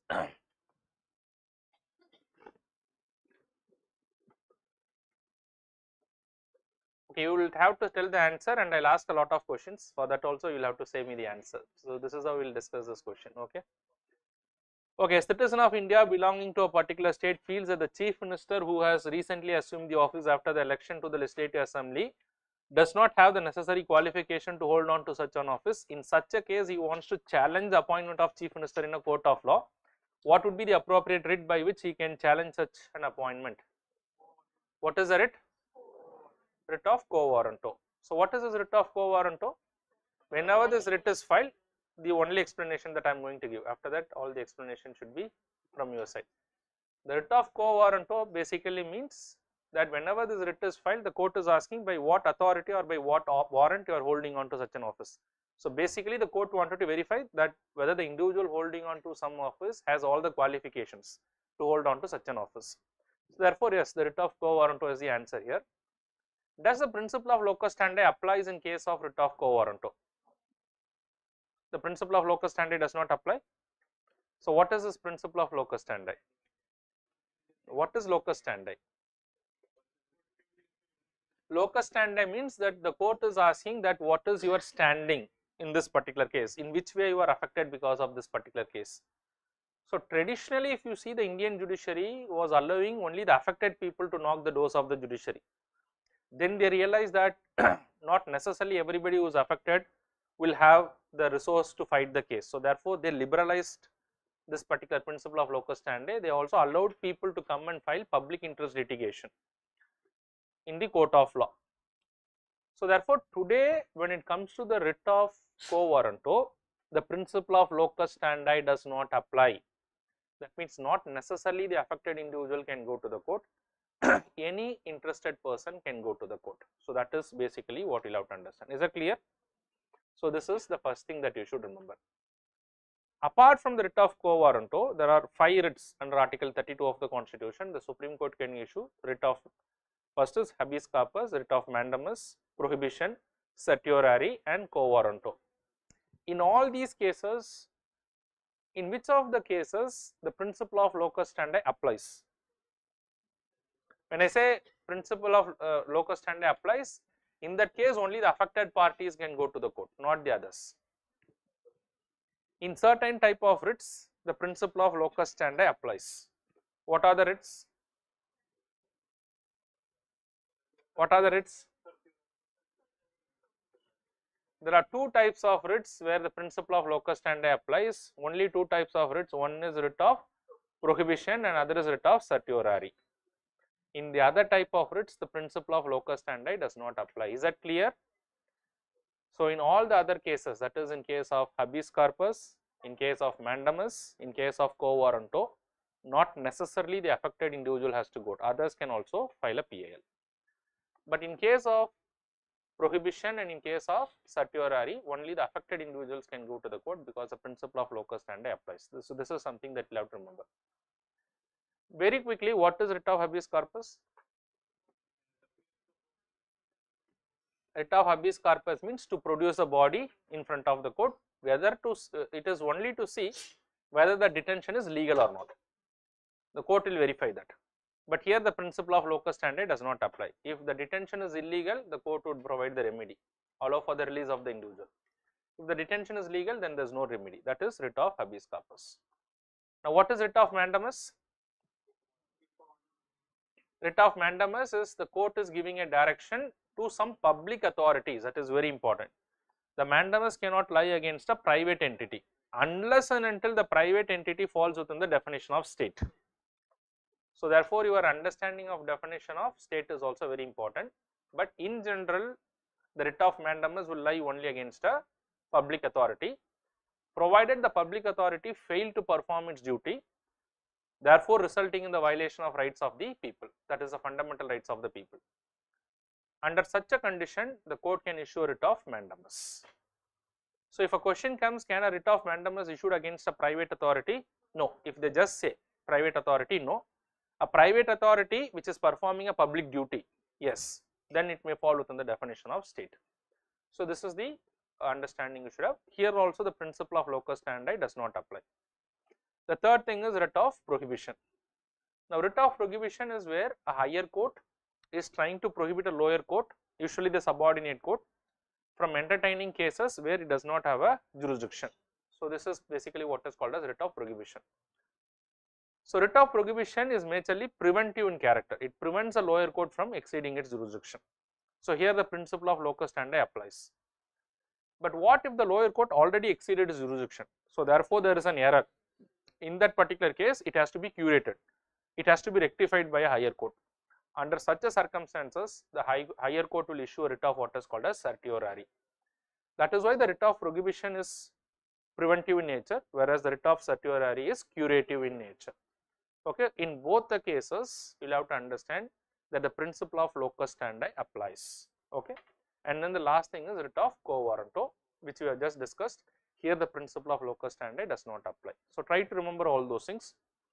Okay, among all the 5 writs that I discussed, which do you think is at the highest level in protecting the personal liberty of an individual?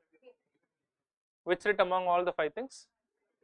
Writ of habeas corpus. There should be any doubt in this. Okay. So, what is the answer here?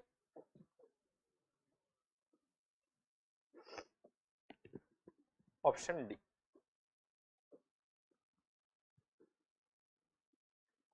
So, today if you have listened the class well, try to go home and try to give 1 hour to 2 hours for whatever you have discussed. If you do like this for 5 days, I am quite sure you will be ready, but provided you touch upon and periodically revise, because I think it is still 50 days to go. If you just revise today and just leave it, then you may forget. Maybe on a regular basis, maybe once in 10 days, if you just give another 2-3 hours, once in 10 days, you will be ready. Provided you have already done your part. Just by sitting in the class, it is not possible. Okay, you already given the effort, that is important. Okay, come to the next question. Consider the following statement. Statement 1. The fundamental rights of the armed forces and other analogous forces may be restricted by an act of parliament. Can they be restricted? Yes, the part 3 of the constitution allows for it. Can it be restricted by the state legislature by making a law? Who can do this? It is only the power of the parliament for 2 reasons. One, article 33 of the constitution explicitly says that the parliament has the power, and the armed forces is an item in the union list. So, therefore, the state legislature has no power in this particular regard. So, it can be done only by the parliament, but yes, they can be restricted, but they can be restricted only by way of a law. Under certain circumstances, the state legislature can also make laws to restrict the fundamental rights of the members of the armed forces. Not at all possible, no way. If any state is trying to do that, then what will happen?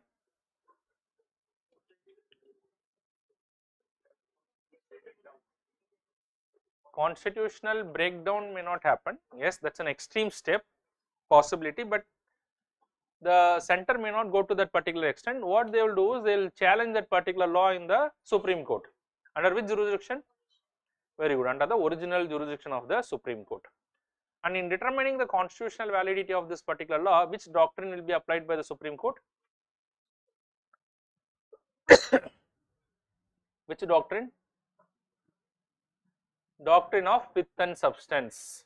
Anyways, I will discuss about this when I take up the center state relation topic. Okay. So, what is the answer in this case? It is, which of the following are incorrect. So, therefore, it is option B.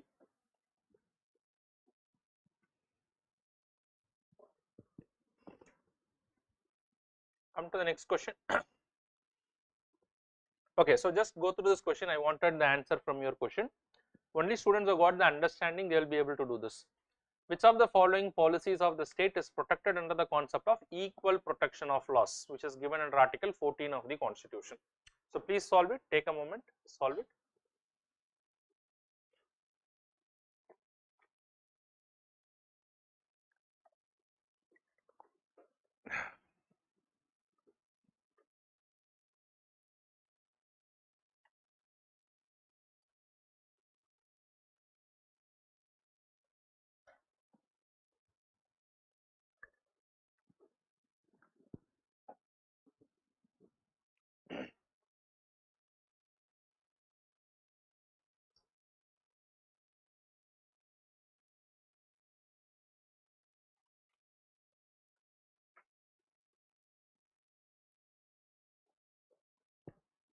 Okay, so can we discuss the answer?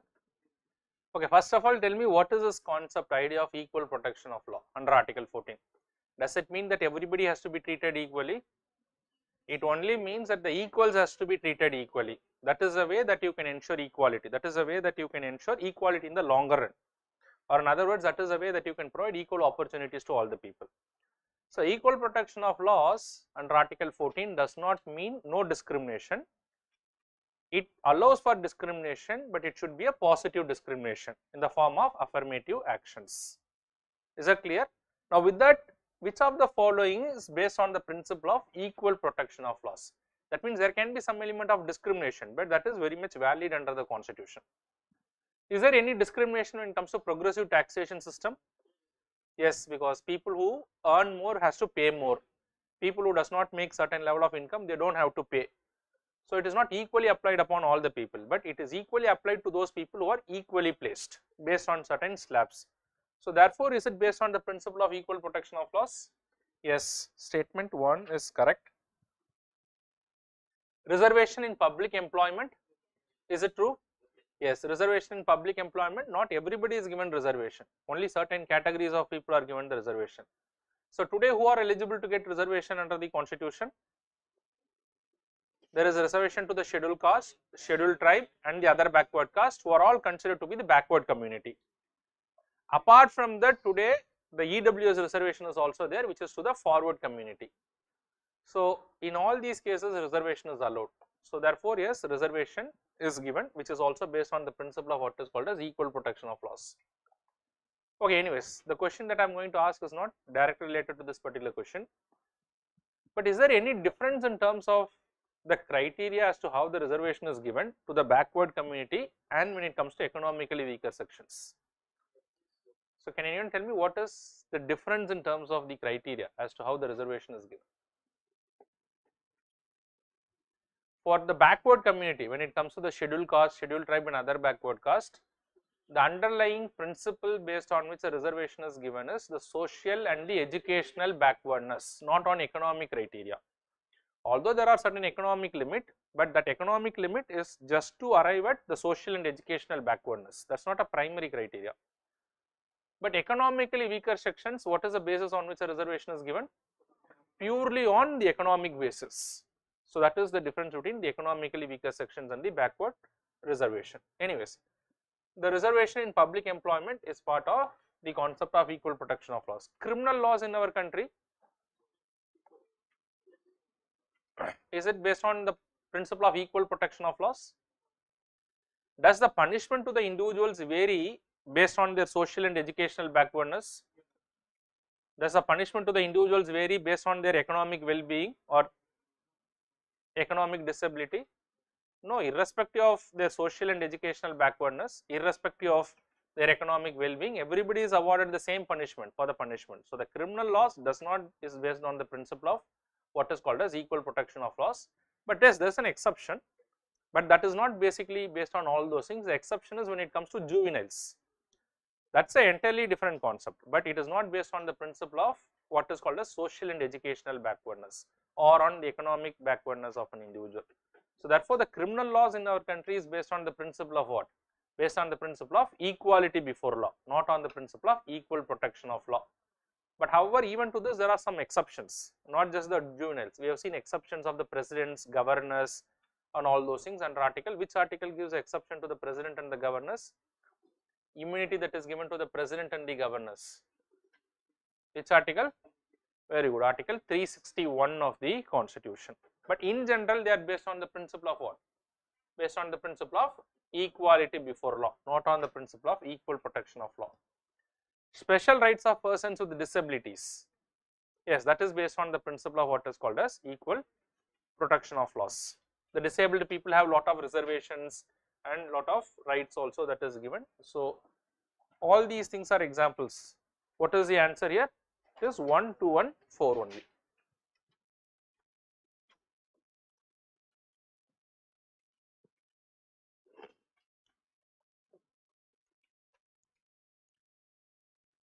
Come to the next question. Consider the following statements. A constitutional amendment can be violative of fundamental rights. Is that possible? Can a constitutional amendment can be done? Is it possible for the parliament to bring in a constitutional amendment, therefore to take away any of the fundamental rights? Yes. That's the question. When I say violative of the fundamental rights, they are taking away the fundamental rights. Is it possible? Yes or no? Yes. Of course, yes. As long as the fundamental right is not part of the basic structure. You should not have any doubt in this regard. Whenever such a question comes, you should think that the parliament has enacted the 44th Constitutional Amendment Act 1978, taken away the right to property, which was a fundamental right. So therefore, can a constitutional amendment take away a fundamental right? Yes, as long as it is not violating the basic structure in the constitution. Even if they violate the basic structure in the constitution, nothing can prevent the parliament from doing that. But then subsequently it can be struck down by the Supreme Court. But just to say, can they violate the fundamental right? Yes, as long as it is not part of the basic structure. So this is definitely true.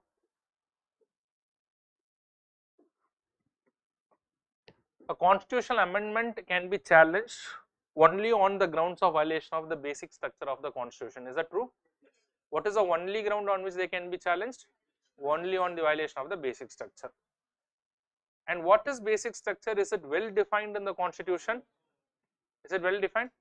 It is nowhere defined in the constitution, or nowhere mentioned, not even mentioned in the constitution. Who innovated this particular doctrine?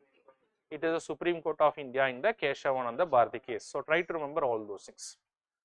So as per the Supreme Court of India, what constitutes basic structure is that according to them there are certain fundamental principles or foundational principles or values which if they are tinkered or if they are taken away, that they would destroy the very fabric of the entire constitution. So therefore they should always be part of the constitution. So the only authority to come to a conclusion that something would be part of the basic structure, who is authority? Not even the high courts, it is only the Supreme Court of India. The basic structure is well defined in the constitution. Is that true? It is nowhere defined in the constitution. Which of the statements given above are incorrect? What is the answer? It is 3 only.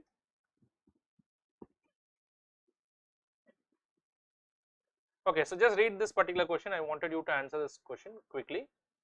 Of late, if you see, this is again part of your current affairs. Some states have already brought in law where they are reserving seats in private employment.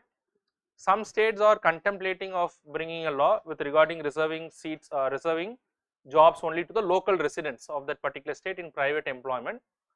So in that context, I wanted to ask you this particular question with regard to what is called as private employment. So just go through it very quickly.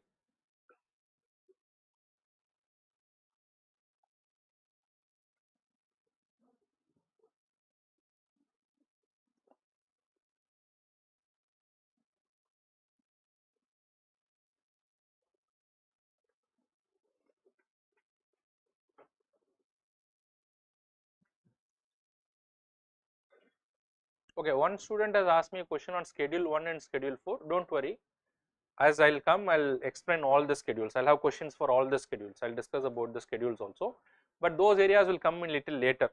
So when I am coming to maybe in the last class, I'll discuss certain miscellaneous topics. I'll discuss about the amendment schedules in the form of questions. I'll discuss at that time. But since a student have asked, can anyone tell me what is there quickly in schedule 1 of the constitution? What are the information that is there in the schedule 1? It contains the name of all the states and the union territories in our country, and it also contains the territory of all the states and union territories. That is there in schedule 1. What is there about schedule? What is there in the schedule 4?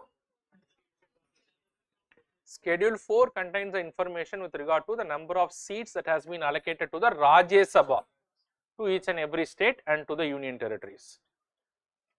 How many states in our country has got seats allocated in the Rajya Sabha? How many states do we have presently?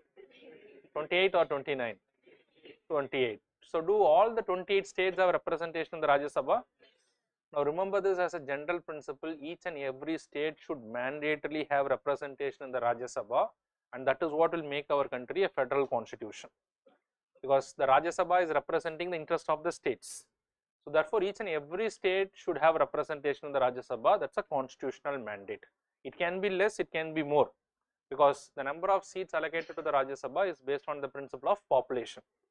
So therefore certain states can have more, certain states can have less, but states should have representation in the Rajya Sabha. But what about the union territories? Do the union territories have representation in the Rajya Sabha? Yes. Do they have representation? So if the Rajya Sabha representation is there for the union territories also, how many union territories have representation in the Rajya Sabha? Only 3 union territories, and it is not mandatory for the union territories to have representation. It is that some special status has been conferred upon some of the union territories, more or less giving them the status of a state, but they are not a full-fledged state. So what are the union territories that is having representation in the Rajya Sabha? Delhi, Puducherry and Jammu and Kashmir. These are the 3 union territories. But why there is no need for representation of union territories in the Rajya Sabha? Because the union territories are not in a federal relation with the center. The union territories are rather the territories of the union itself. So therefore there is no need for representation of the union territories. But because some union territories have been given special status, some representation has been given there. So in the future, even if the representation is taken away, that would not violate the constitutional principles. Okay.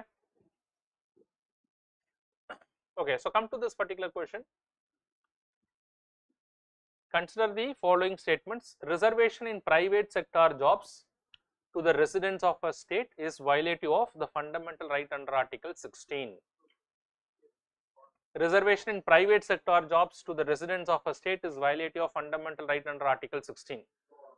For which you should know what is Article 16. So what is Article 16 is saying? No citizen shall be discriminated when it comes to employment under the state or public employment. So while a private employment cannot be considered to be what is called as a private employment. So therefore, if there is a reservation in private employment, it cannot be seen as violation of Article 16 per se. That is not possible, because Article 16 explicitly prohibits any form of discrimination, that is on the grounds of religion, race, caste, sex, place and birth. On the grounds of what? On the grounds of when it comes to only public employment, not in private employment. So therefore this article, this statement is not the right thing. So this is wrong. The Constitution empowers the Parliament to reserve jobs for the local residents of a state in public employment by law. Is it possible?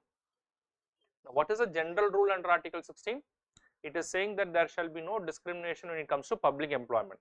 But if you read the subclauses under Article 16, there are exceptions to that also. And can anyone specifically tell me which article is providing for this exception? Very good. Article 16 clause 3. Article 16 clause 3 allows the Parliament to make a law, and by that law they can allow reservation to the local residents to certain jobs. It can be a job related to the central government, it can be a job related to the state government, which is reserved only for the local residents. But who can make the law? Only the Parliament can make this law, not the state legislature. So to that extent, this particular statement is correct. So I have given an example also. We have seen one example is public employment requirement as to Residence Act. Today a number of states, including Jammu and Kashmir and certain other states, they are reserving certain jobs to the local residents. But who can make this law? Only the Parliament, not the state legislature. And in fact, these jobs should be of subordinate post. When I say subordinate post, they should be either Group C or Group D post in the government, not to the higher services. Okay. So what is the answer here? Which of the statements given above are incorrect? It is 1 only is incorrect. Okay, now anyways, if a seat is reserved, some jobs are reserved in private employment for the local residents in a state, it cannot be challenged under Article 16. But can it be challenged under any of the other grounds? Can it be challenged under any of the other grounds? Under Article 14 they may be challenged because it talks about equality before law. But there also the state government may have a defense if they can prove that it is based on the principle of equal protection of laws, that the local residents are disadvantaged when it is compared with the outsiders. So therefore they can make reasonable classifications. While it can be challenged, but the court has to decide. So some of these legislations are now pending in front of the courts. So the courts have to rule the constitutional validity, but definitely they are not violative of Article 16. So that understanding you should have.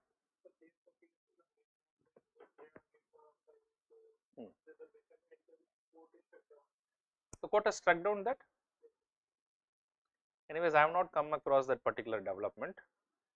So anyways, even if it has gone to the High Court, I think the decision has not come from the Supreme Court as far as I know. That matter was sub judice, I was aware of that. But whether the court has really struck down, I am not sure of this. And if it is struck down, do you know on what grounds it has been struck down?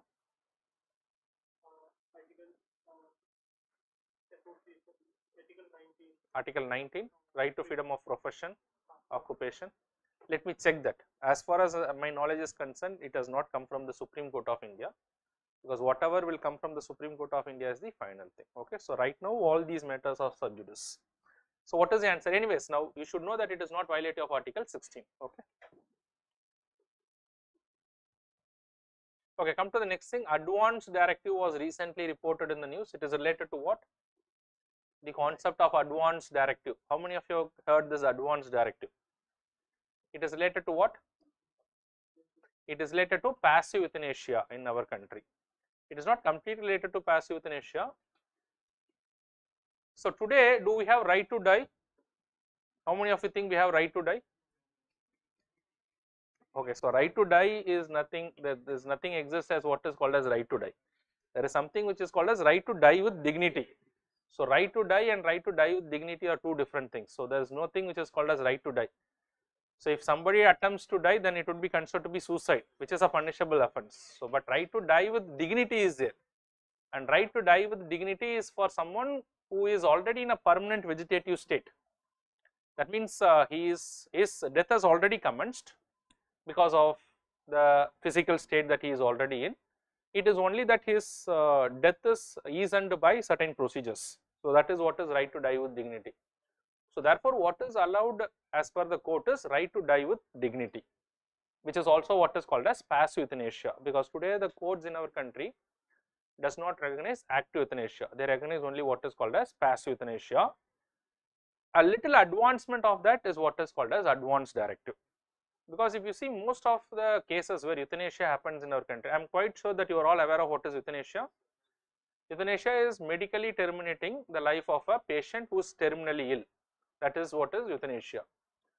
An advancement that has happened over this passive euthanasia today in our country is the courts have recognized few years back in the NGO common cause case that the individuals who are undergoing medical treatment, suppose there is a possibility they may enter into coma because their situation is such, they are undergoing some operation, possibly that they may not be cured. Possibility of curing is also there, possibility of they may get into coma or some other problem. So even before all those things, they can write a living will to say that what kind of medical treatment has to be administered or whether passive euthanasia shall be administered, which shall be carried out in the future. So in advance they can write all those things and it can be executed. So which the court has recognized today. So that is basically what is called as advance directive. So therefore, what is advance directive? It is related to what? It is related to euthanasia. To be very specific, it is passive euthanasia. So the answer is option B. Anyways, I will discuss the other things also. Do we have right to privacy today in our country? Is there any advancement of this right to privacy in the recent past, the last 6 months or in the last 1 year with regard to right to privacy? Okay, I will discuss about that also, which is part of your current affairs. Last 10-15 questions are part of your current affairs. I will discuss it. Okay, legalizing the same-sex marriage. Do you have same-sex marriage which is recognized today? No. Do you have right to marry a person of one choice? Now, when I was discussing this right to marry a person of one choice, one student was asking me a question. Sir, on the one hand, you are saying that right to marry a person of one choice is a fundamental right, which is part of the right to privacy of an individual. But on the other hand, the court has struck down the right to marry a person of same sex. When you say right to marry a person of one choice, then he should also be free to marry a person of the same, anybody, which may include the same sex also. So how is it possible? Are they conflicting one another? Are they conflicting one another, these two judgments? How many of you think they are conflicting one another? Is it conflicting? It is not at all conflicting. Now try to understand, when you say that right to marry a person of one's choice, that is not an absolute right. In fact, no fundamental right in our country is an absolute right. It can come with certain reasonable restrictions according to the laws in our country. So within the laws, whatever is the valid marriage, in those areas you will have the right to marry a person of one choice. But even the right to privacy, which is a fundamental right under Article 21 of the Constitution, even your right to life and personal liberty is not an absolute right. Your right to life and personal liberty can be restricted. It can be restricted in accordance with what is called as due process of law. So therefore, the right to marry a person of one choice can also be restricted. So whatever is not restricted by the law, there you will have the right. Whatever is restricted by the law, there you will not have the right. So therefore, the courts do not recognize what is called as the right to same-sex marriage. Anyways, this is not there. Decriminalization of adultery, that is not in effect a fundamental right, but they have decriminalized this, which is again part of the right to privacy, to have sexual orientation of one's choice. But of course, that sexual orientation cannot extend to marry a person of one's choice. Now, one of the students was asking, anyways, sexual orientation is already allowed, what is the purpose of marrying? So anyways, most of the objective is already met, so why they have to marry? So, but you will have to understand, once a person marries, then he is entitled to lot of legal rights, which may not he is entitled just because he is having the right to what is called a sexual orientation. A legal hire may be there, pension benefits might be there, a lot of legal recognition will come only when there is a marriage. So therefore, that the court have not gone to that extent, probably in the future they may go, but as of now that is not recognized. Okay. So this advanced directive is related to what? It is related to euthanasia. Okay, so come to the next thing. The term doctrine of essentiality has sometimes been in use related to what?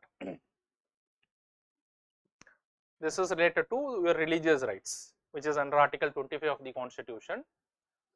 So Article 25 of the Constitution gives us the right to profess, propagate, and also to practice the religion of our choice.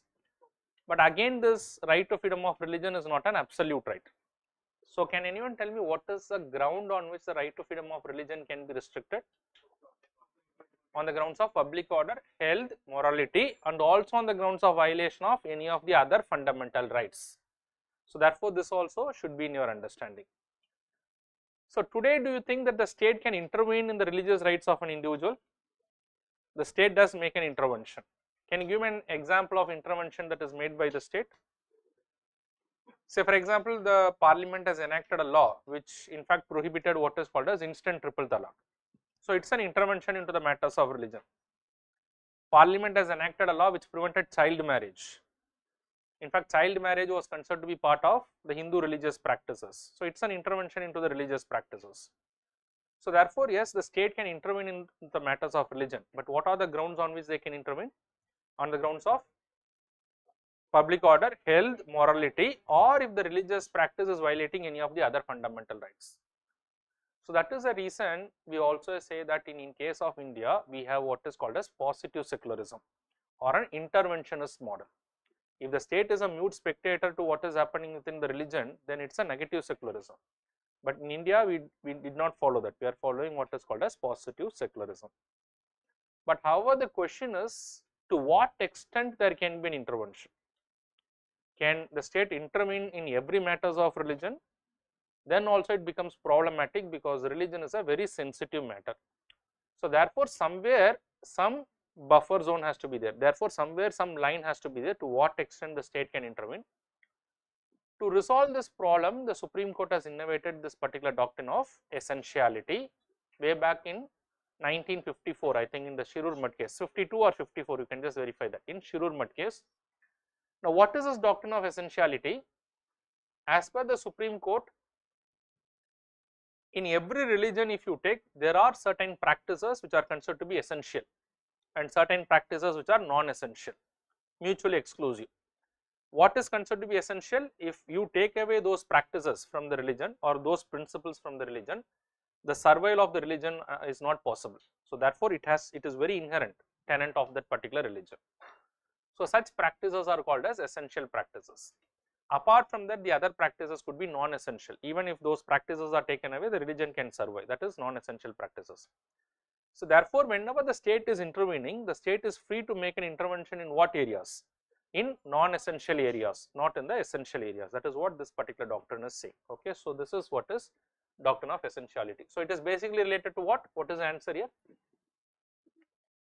The power of the higher courts to declare certain rituals and practices within the religion important. Is it the answer among the most important directive? The power of the parliament to make laws? No, it is power of the courts, and based on which the state can also make an intervention. But among the statement here, answer C is the right answer. Is it clear to all of you? Shall I proceed further? Shall I move forward? All right.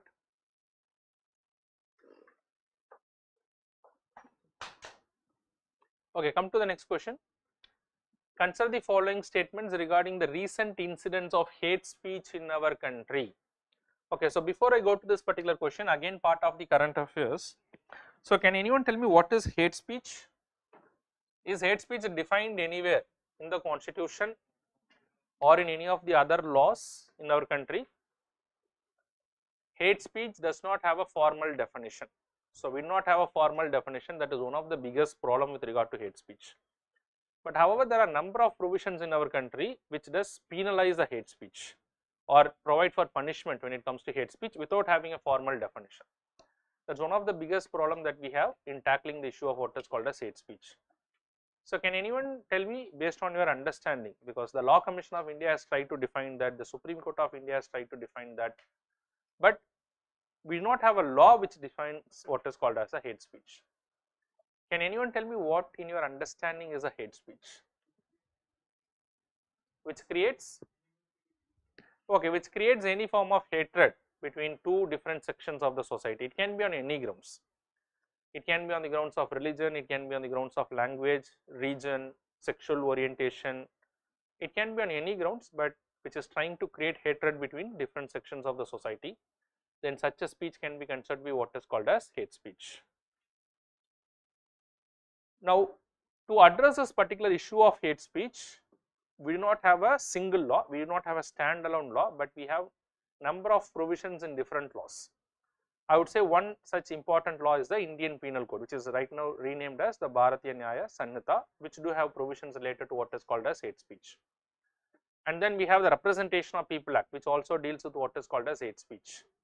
So there are a number of provisions. Indian Police Act does have provisions related to what is called as hate speech. So there are a number of laws which is trying to deal with the issue of hate speech, providing different punishment. So with that, we just come to the question here. The Parliament has recently enacted a comprehensive law formally to deal with the issue of hate speech in our country. Is that true? What is that law? Somebody said yes. Can you tell me what is the law that is comprehensively made by the Parliament? So just now I said that there is no stand wrong. There are certain provisions in BNS which are also used by the law enforcement agencies to act against the incidents of hate speech in our society. Yes, not only in the BNS but also in the Representation of People Act and in certain other legislations. Okay, so this is definitely true.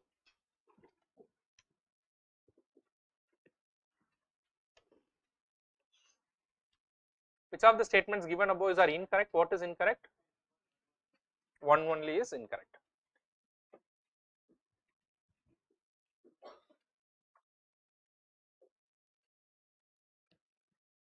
Okay, recently the issue of forced and fraudulent religious conversion was brought to the notice of the Supreme Court in this context. Now today, number of states in our country are bringing in what is called as anti-conversion laws.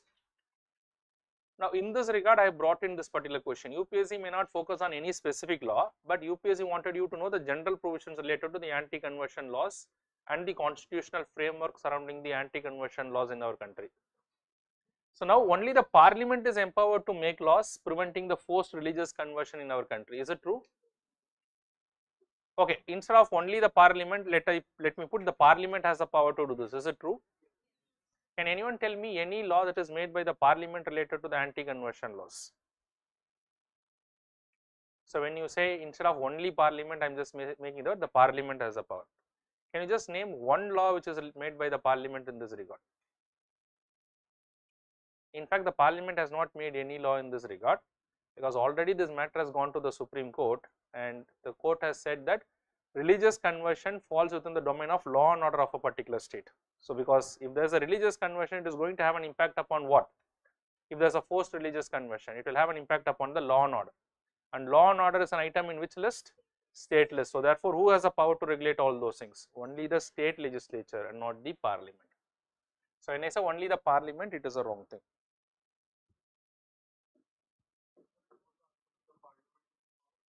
That is wrong. That is wrong. It is the state legislatures who can do that, because it is not directly mentioned in any of the list, and therefore it is related to an item which is closely related to the state, that is law and order. It is a well settled principle by the courts that any form of conversion using force, fraud, inducement or allurement is a punishable offence and not part of the right to freedom of religion. Is it true? Is this second statement true? Is it a well settled principle by the courts that while on the one hand article 25 of the constitution gives us the right to freedom of conscience, which means we can convert from any religion, from one religion to another religion of our own conscience based on our own belief and faith towards a particular religion. But what if the religious conversion is happening on the basis of force, fraud, that is a coercive force which is compelling a person to convert from one religion, or on the basis of fraud, inducement, allurement? Fraud means by giving fraudulent information, misleading the people. Inducement or allurement means giving some reward to the people for religious conversion. Can all these things considered to be valid, or the courts have already said that they are invalid? So it is it should be very clear in your mind that it is a well settled principle that an individual can convert from one religion to another religion based on his own conscience, but any other form of religious conversion, especially religious conversion by coercion, force, fraud, inducement or allurement, is not a valid conversion. That can also be punished by way of a law that is made by the concerned state legislature. In fact, how many of you heard about this Stanislaus case? Way back in 1977 itself, the Supreme Court has upheld this. If you don't remember the case, that is well and that is not an issue, but you remember the principle. Okay, so this is definitely true. So this is what you'll have to keep it in your mind. So that means you should have an understanding, can the state legislature regulate the religious conversion?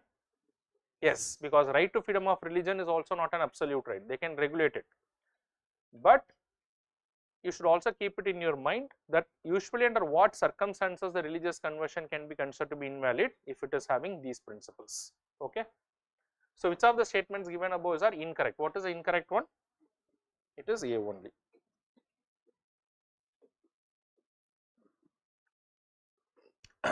Come to the next question.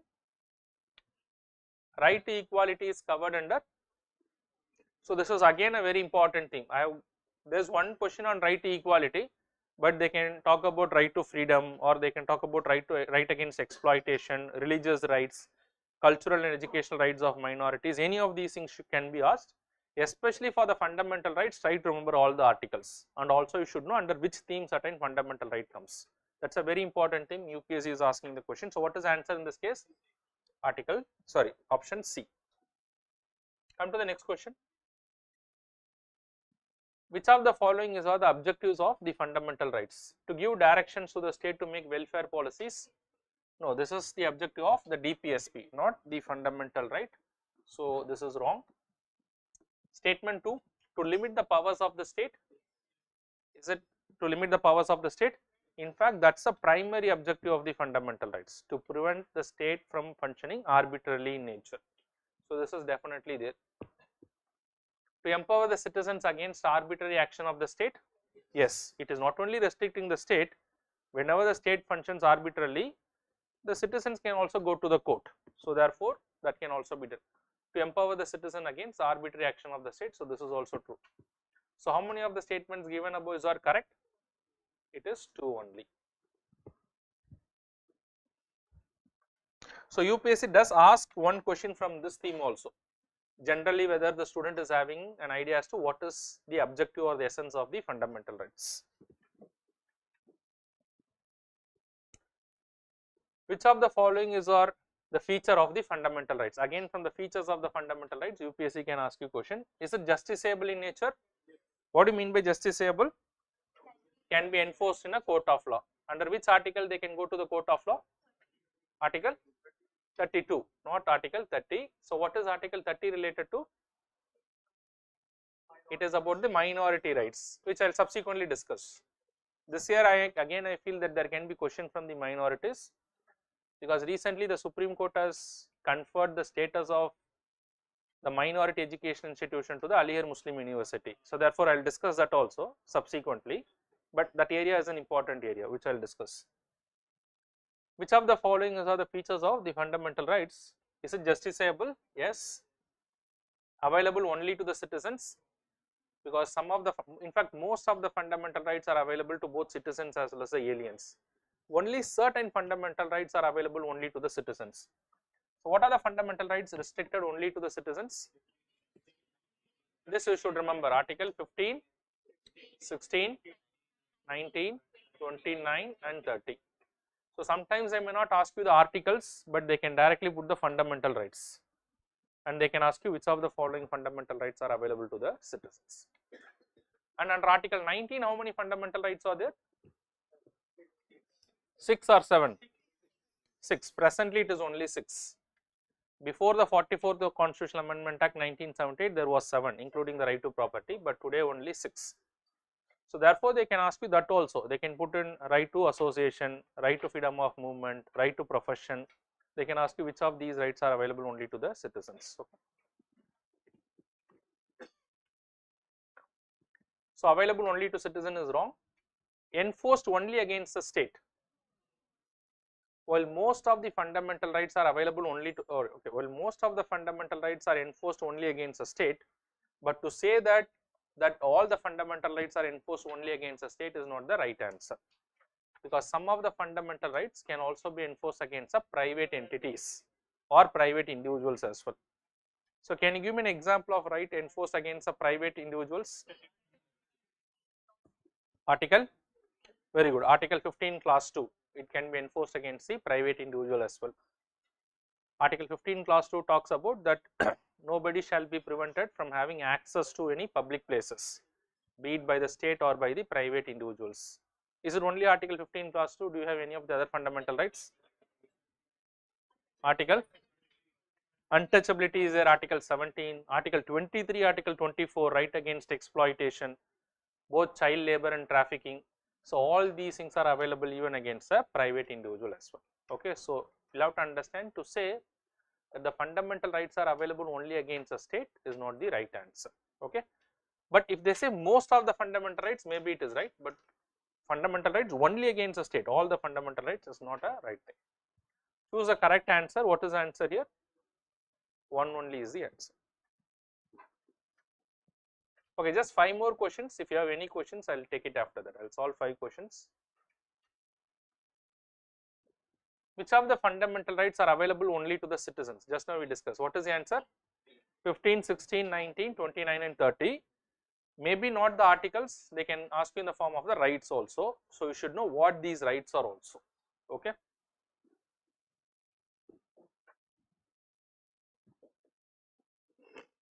What is the major objective? The major objective of fundamental right is what? Limit the action of the state against a citizen, because this concept of fundamental right is also related to the concept of what is called as limited government. Does the fundamental right limits the powers of the state? So therefore it ensures what is limited government, which is also related to the concept of what is called as constitutionalism, which anyways I will take up the political themes, I will discuss that in detail, but these concepts are interrelated to one another. So what is the answer here?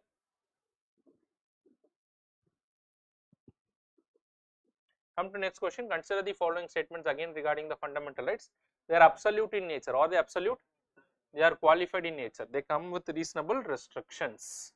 In fact, you should also try to remember the reasonable restrictions for the fundamental rights, especially related to the right to freedom of speech and expression, or related to the other rights under Article 19, right, your restrictions related to right to freedom of religion. So try to remember some of these things at any time. UPSC can ask you these things, especially at least remember right to freedom of speech and expression, which has got the largest restriction. They can't be suspended under any circumstances. They can be suspended. In fact, during national emergency they can be suspended. During martial law also they can be taken away. So therefore, to say that they cannot be suspended is not the right thing. So when I take up the emergency topic, I will deal in detail about Article 358 and Article 359, where it talks about the suspension of the fundamental rights. They can't be amended. They can be amended. So that is also wrong. Choose the correct answer from the codes given below. So what is the answer? The correct answer is none.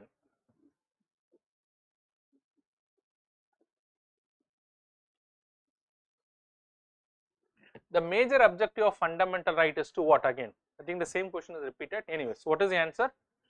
Limit the action of the state against the citizen. Okay, no issues. So come to the next question. A legislation. This is an UPSC question. A legislation which confers executive or the administrative authority an unguided or an uncontrolled discretionary power in the matters of application of law violates which one of the following articles in the Constitution? Whenever you talk about unguided or uncontrolled power, then that is giving arbitrary power in the hands of the state. And whenever they are given an arbitrary power, they can use this power discretionary, at their discretion. And whenever they use their power at their discretion, then it is going to violate the principle of equality. That is equality before law. So therefore, what is our answer here? It is Article 14 of the Constitution. So if you try to just remember the answer, you will make mistakes, because UPSC can reframe this question very well. But once you try to understand the concepts, you will not make the mistakes. Alright. So we are done with 50 questions. So just go through it very quickly for a couple of minutes. So we are almost at 4:15. I am planning to cover at least 75 questions today. So I will try to do that. But you can take a couple of minutes. If you have any questions, you can ask me the questions. Then I will proceed further with the remaining questions. There is no break officially, but if you want to go for a break, do not disturb others. You can just go and you can come back, okay? But I will start after a couple of minutes. Any questions from the online students?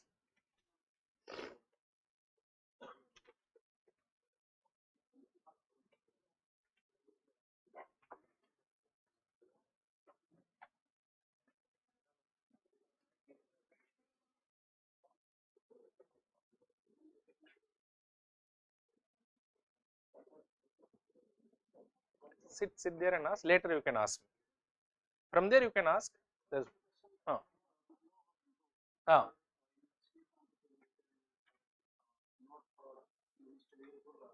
Okay, so please listen. The writ of quo warranto is not applicable in case of ministerial post.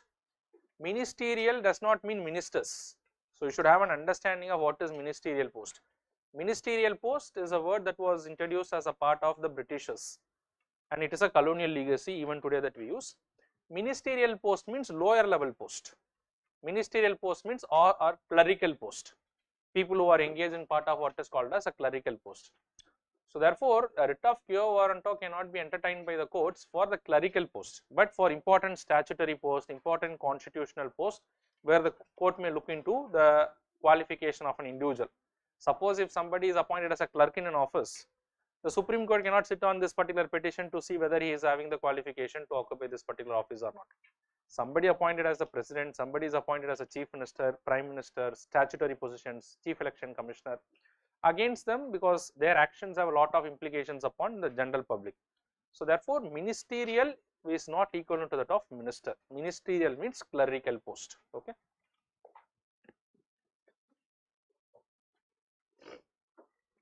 All right. So we'll move to the next question. Can I have a little bit of energy from your side? Can we move to the next question?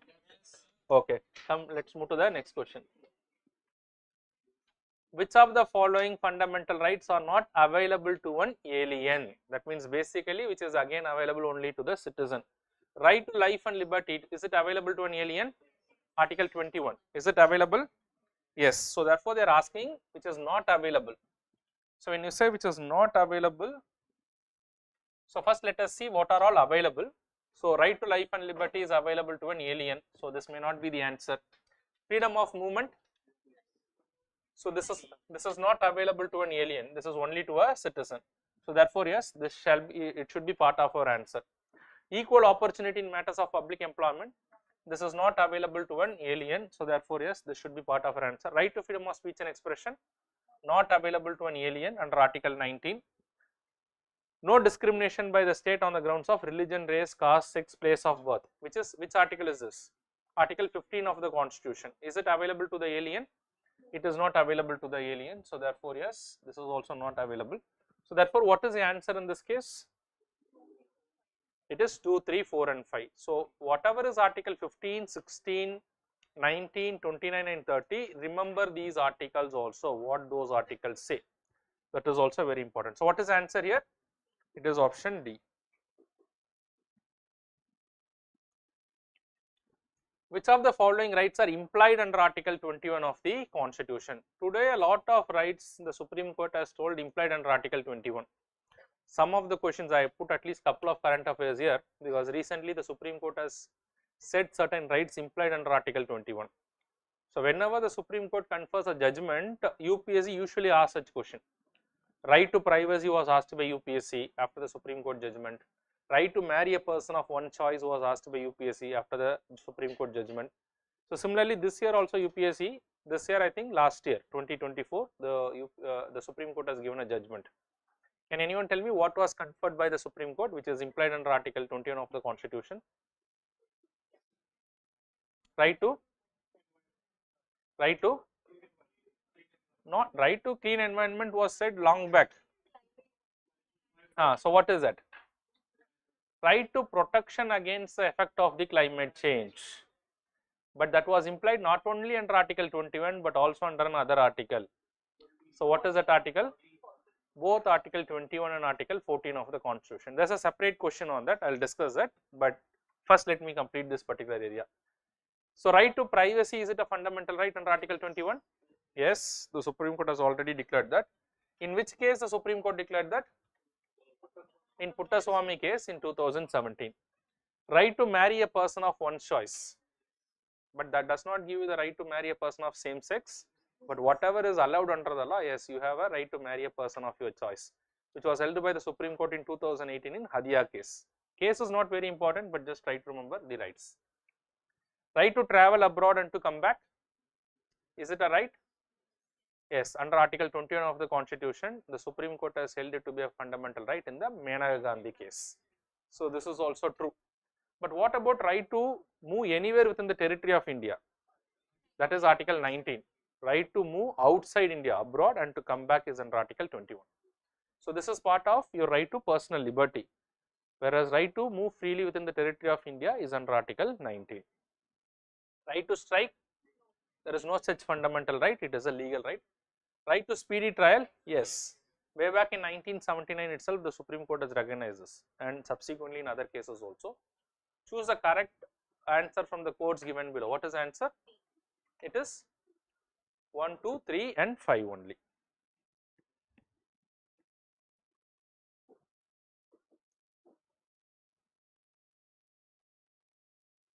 Which of the following constitutional amendment, UPSC these days is also asking questions like that. So let me see anyone is getting the right answer for this particular question and who is getting the right answer for this particular question, and it is not just the answer, an explanation also, then only I will accept, otherwise I will not accept. Okay, so tell me what is the answer in this case.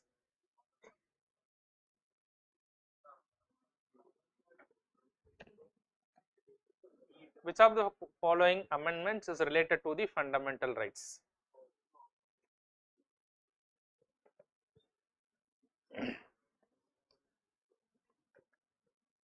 Which of the following amendment is related to the fundamental rights? First constitutional amendment, is it related to fundamental right? If you say first constitutional amendment not related to the fundamental right, it is the most important thing related to the fundamental rights. Article 31A was inserted, Article 31B was inserted, Article 31A, Article 31B. I'll discuss about all those things. I have given a question related to current affairs because of late there is one important issue that is happening is with regard to the right to property. A lot of issues and also the conflict between the fundamental rights and DPSP as to how to the courts have to look into these conflicts. These are all current affairs issues, but questions are coming. We will discuss about that in detail when I take up the questions. Is there any other article related to the first Constitutional Amendment Act? Article 15 clause 4. In fact, Article 15 clause 4, which is paving way for the reservation in the educational institutions for the backward classes, was inserted by the first Constitutional Amendment Act. Any other amendment? Article 19 clause 1, or in fact I would say clause 2, because Article 19 clause 1 subclause A talks about the right to freedom of speech and expression. But in the original constitution, how many restrictions are there to the right to freedom of speech and expression today? How many grounds on which the right to freedom of speech and expression can be restricted? How many grounds? Very good, 8 grounds. But in the original constitution, there are not 8 grounds. I think there are only 3 to 4 grounds. In fact, one important ground that was later added by the first Constitutional Amendment Act was public order. The right to freedom of speech and expression can be restricted on the grounds of public order. So, to that extent, Article 19 clause 2 was also inserted. You do not have to remember all these articles, but you should know the first Constitutional Amendment Act is related to fundamental right. So, definitely it is there. What about 24th Constitutional Amendment Act? What was inserted? Article 13 clause 4 was inserted.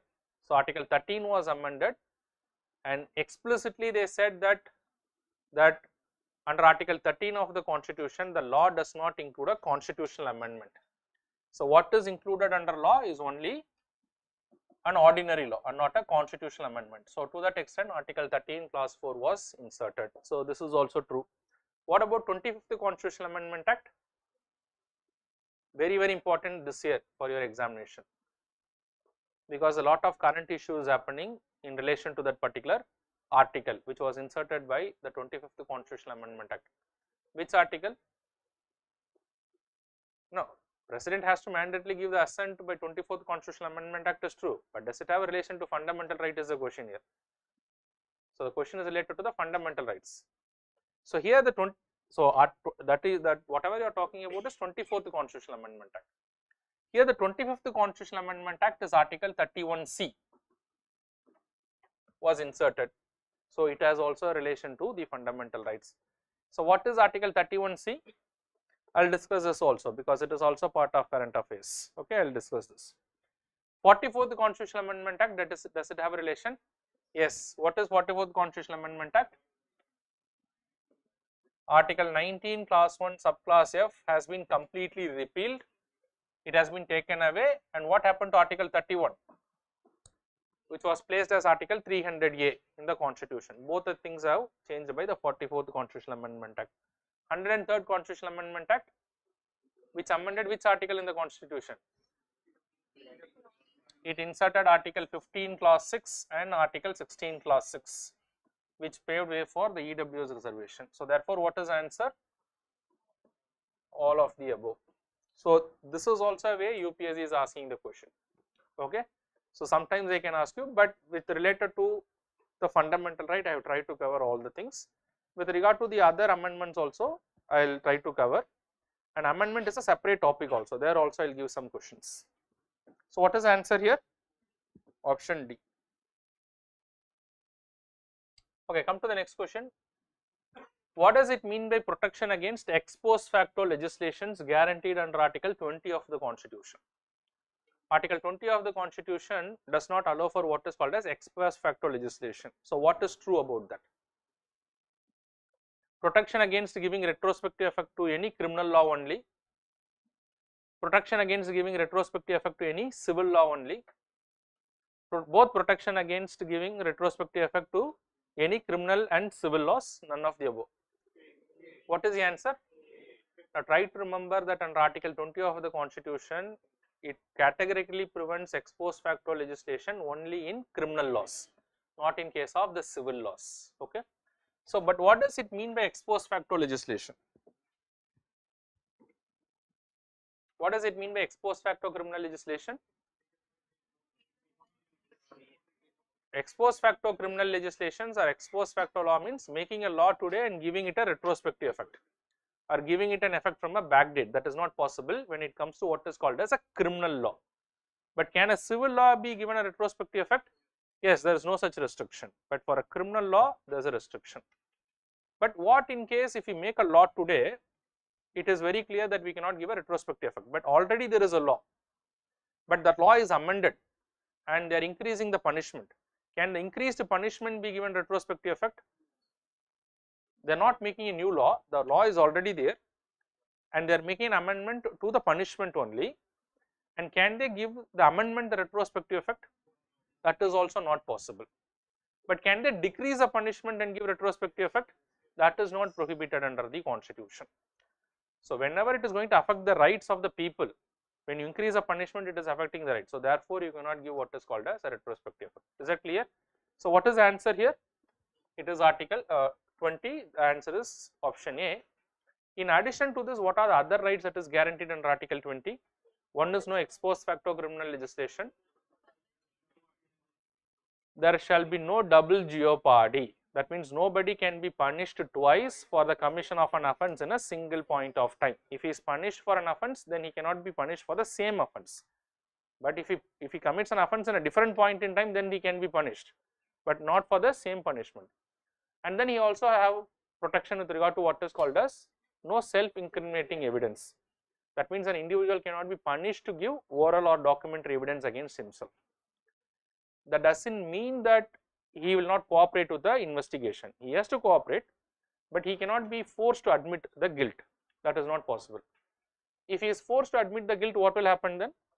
That is not admissible as an evidence in a court of law, which is basically the violation of right under Article 20 of the Constitution. So therefore that is not accepted as an evidence. So whatever he says, that has to be corroborated with sufficient material evidence. Otherwise it is not admissible as an evidence.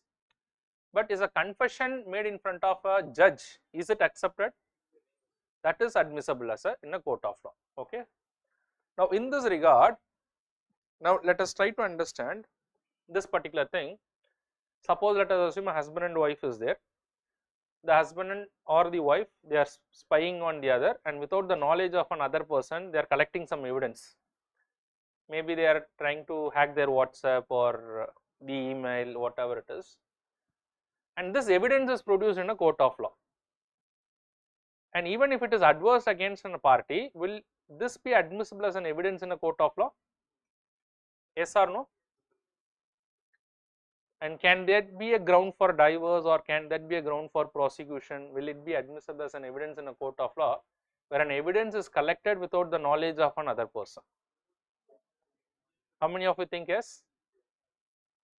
It will not be admissible as an evidence in a court of law. So therefore, because recently the judgment was passed by the Madras High Court that right to privacy includes what is called as right to spousal privacy. So the right to spousal privacy is part of the fundamental right of an individual. So therefore, if an evidence is given without the knowledge of another person, that is not accepted as an evidence in a court of law. There is no remedy, even if you can prove something.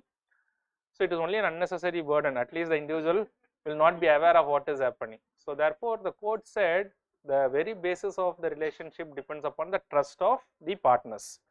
So therefore, this is not the way that you will be able to prove, and therefore the right of the spousal privacy was considered to be part of the fundamental right, which anyways I will discuss at later stage, because this is also part of your current affairs. So what is the answer here?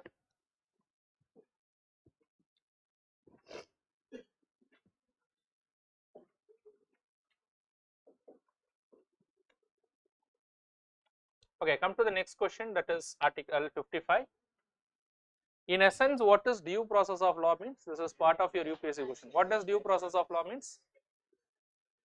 It is part of natural justice. So for example, you will have to understand very quickly the difference between the procedure established by law and due process of law. Now what is procedure established by law? Procedure established by law, because for that you will have to just go to article 21 of the constitution. What is article 21 of the constitution is saying? Nobody shall be deprived of their right to life and liberty except in accordance with the procedure established by law. Even today it is reading as procedure established by law. But the Supreme Court in the Manna Gandhi case said that the procedure established by law will have the same meaning as that of what is called as due process of law. So what is the difference between procedure established by law and due process of law? In procedure established by law, the court was constrained in seeing whether a particular action of the state is it in violation of the right to life and liberty under article 21, where it can only verify whether the procedure that is laid down in the law has been followed or not.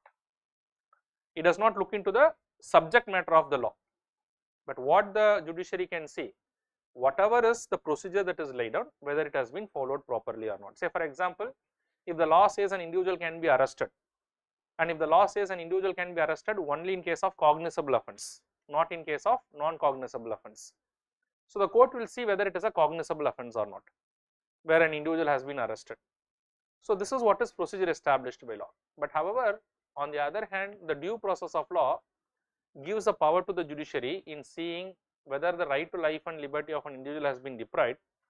What it can verify, it will not only verify whether the procedure has been followed, but whether the procedure that is laid down in the law, that is the subject matter of that particular law, itself is just, itself is fair in the first place. And when the court will come to a conclusion that the procedure in the law is just and fair, only when it follows the principle of natural justice. Say for example, if the law says an individual can be arrested in case of cognizable offence, but the law does not say that the individual should be informed of the grounds of arrest. If the law says, let us assume two laws is there, one law is saying that the individual can be arrested in case of cognizable offence, and at the time of arrest he should also be informed of the grounds of arrest, therefore he can make a representation. There is another law which is saying an individual can be arrested in case of cognizable offence without giving him the reason. Therefore, in the first case, if the procedure established by law is to be applied in both the cases, both the law would be considered to be valid law as long as the procedure is followed. But when you apply the due process of law, one law will not be considered to be valid. Which law will not be considered to be valid? Where a law is saying an individual can be arrested without giving the reasons, because the procedure is unjust. So therefore, when you have to apply the principle of due process of law, the law should bring in what is called as a principle of natural justice. So therefore, both the parties are having sound enough reasons and the law is fairly treating everybody. That is basically what is called as a principle of natural justice. And most importantly, when you talk of due process of law, while in procedure established by law, the procedure established by law gives a power to the judiciary only to judicially review the executive action, not the law, not the legislative action. But whereas the due process of law gives a power to the judiciary to judicially review both the executive action as well as the legislative action. Is that clear to all of you? So in crux, what is due process of law? That whether the principle of natural justice is followed or not, or in other words, whether the law provides for a just procedure, whether the law is fair in the first place. So this is the answer. Come to the next question. According to the Constitution of India, the central government has the duty to protect the states from internal disturbances. Is that true? Yes. Which article entrusts this responsibility upon the center? Which article? Very good. Article 355 of the Constitution. In fact, this is also part of the current affairs. This is also part of the current affairs. Why? Because the Tamil Nadu state legislature has passed a resolution that the center has to protect the state. From whom? From the governor of Tamil Nadu. The governor of Tamil Nadu is not approving any of the bills that is passed. So therefore, normally it is for the center to protect the states from any form of disturbance, but one of the state is asking the center, come and protect, because you have a responsibility to protect us from the governor of Tamil Nadu. So therefore, that was there in the news. So this is again relevant to the current affairs. Okay, so this is true. Statement 2. The Constitution of India exempts the state from providing legal counsel to any person being held for preventive detention. Is it true? The Constitution of India exempts the states from providing legal counsel to a person being held in preventive detention. This is very important. Does it exempt? Now there are two things that you have to remember when it talks of preventive detention. I said in case of preventive detention, the general rule is the individual should be informed of the grounds of detention, but that doesn't mean that he should be given a legal counsel, because there is no need for any legal counsel because he has not made any offence in the first place. But he should be informed of the grounds of arrest, but there is no need for what is called as providing a legal counsel. So now is the statement true? Yes, so this is true in case of preventive detention. But whereas in case of punitive detention, he should be allowed to consult a legal counsel of his choice. According to the Prevention of Terrorism Act 2002, confession of the accused before a police can be used as an evidence. Is it true? In fact, under Article 20 of the Constitution, we have seen that there is no self-incriminating evidence, but this law was violative of that, and that is why subsequently this law was repealed. But at the time this was true, that according to the Prevention of Terrorism Act, confession of the accused before the police officer of certain rank, I think SP level officers, whatever confession that is made, it was admissible as an evidence. Okay, so it is factually true, but what it is saying, confession before the accused cannot be, so therefore it is wrong. Okay, so it was admissible as an evidence, but subsequently because of the criticism to this law, now it has been repealed. Okay, so what is the answer? How many of the statements given above are correct? Only 2.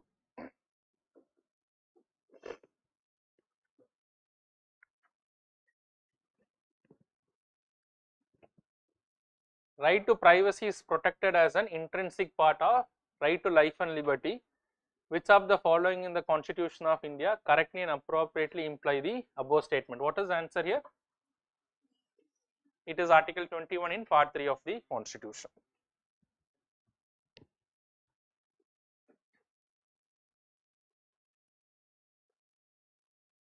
Which of the following are envisaged by right against exploitation in the Constitution of India? Again the same thing that I said. So which of the following? Right against exploitation, two important articles. Article 23, which talks about provision of trafficking in human being and beggar and other similar forms of forced labor. Article 24 is about child labor. So what is the answer? This and the child labor. What about abolition of untouchability? Which article? Article 17, which is part of equality. Article 17, sorry. And protection of interest of minorities. Protection of interest of minorities in general, Article 29 and Article 30, but the Article 30 specifically for minorities. I will discuss that at a little later stage. So what is the answer here? What is 1 and 4 only.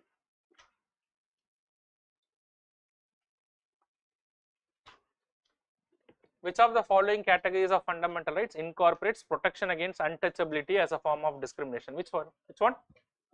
Right to equality. This is a very, very important thing. UPSC can ask this question. Okay. Which of the following rights is are part of right to freedom under Part 3 of the Constitution? That is, right to freedom in Part 3 of the Constitution is from which article? Article 19 to Article 22. So just see that. Right to free speech and expression? Yes. Right against self-incrimination? Yes. Right to education? Article 21A. Yes, yes, it is there. Right against arbitrary detention? Right against arbitrary detention is there in Article 22 as well as part of Article 21. Okay, so definitely there. So what is the answer here? All of the above. So this is again a UPSC question, is trying to define the term state. General political science definition of state, not state under Article 3 under Article 12 of the Constitution. Unless and until they ask definition of state under Article 12, you should not have that understanding. Okay. So what is the answer here? In fact, as per the political science, state should have 4 entities. It should satisfy 4 conditions, 4 criteria. It should have a people of its own, a community of people. It should have its own territory, political territory. It should have a government, any form of government, not necessarily a democratic government, any form of government of its own. And then the state should be sovereign in nature, so free from external control. So you just try to see where it is all satisfying. What is the most appropriate of all these things? So sometimes if more answers are seeing like correct, you should go for the most appropriate thing.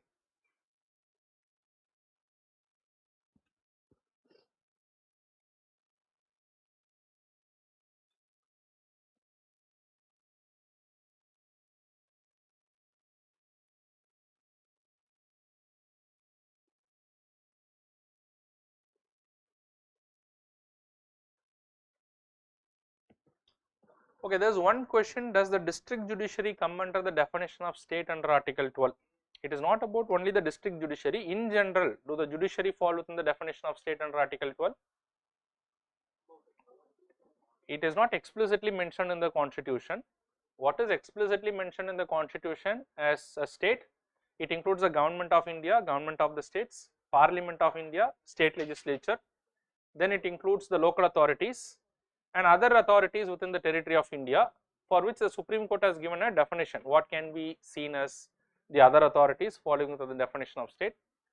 But there is no explicit mention of whether the judiciary will fall within the definition of state. So therefore, this matter has gone to the court, and the court has categorically said the judiciary will not fall within the definition of state when they perform judicial functions, any type of judiciary, be it Supreme Court, High Court or the subordinate court. When they perform judicial function, that means whenever they deliver a judgment in a particular case, that itself cannot be seen, the act of passing a judgment itself cannot be seen as a violation of the rights. But when they perform administrative functions like recruitment of the officers to the court, giving leaves to the judges, these are all administrative functions. When they perform the administrative function, any type of judiciary, any hierarchy of judiciary, they will fall within the definition of state. Okay.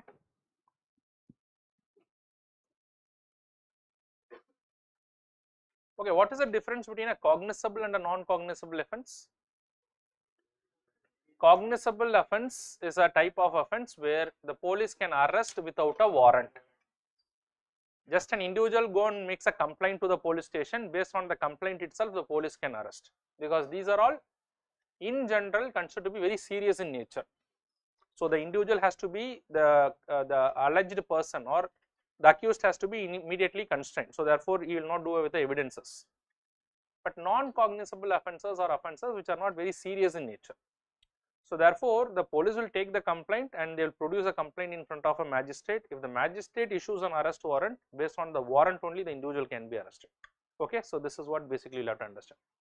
And what is a cognizable offence and non-cognizable offence is all given in the law. It is given in the procedural laws. So based on that, the police will take the action. Okay, so what is the answer here? The right answer is option A as per UPSC also, because it satisfies all the things. A community of people is here,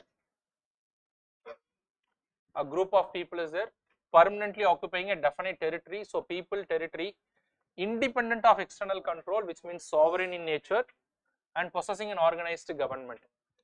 If you read the other statement, some of the things are not very clear if you go through the other things. So the most appropriate thing is option A.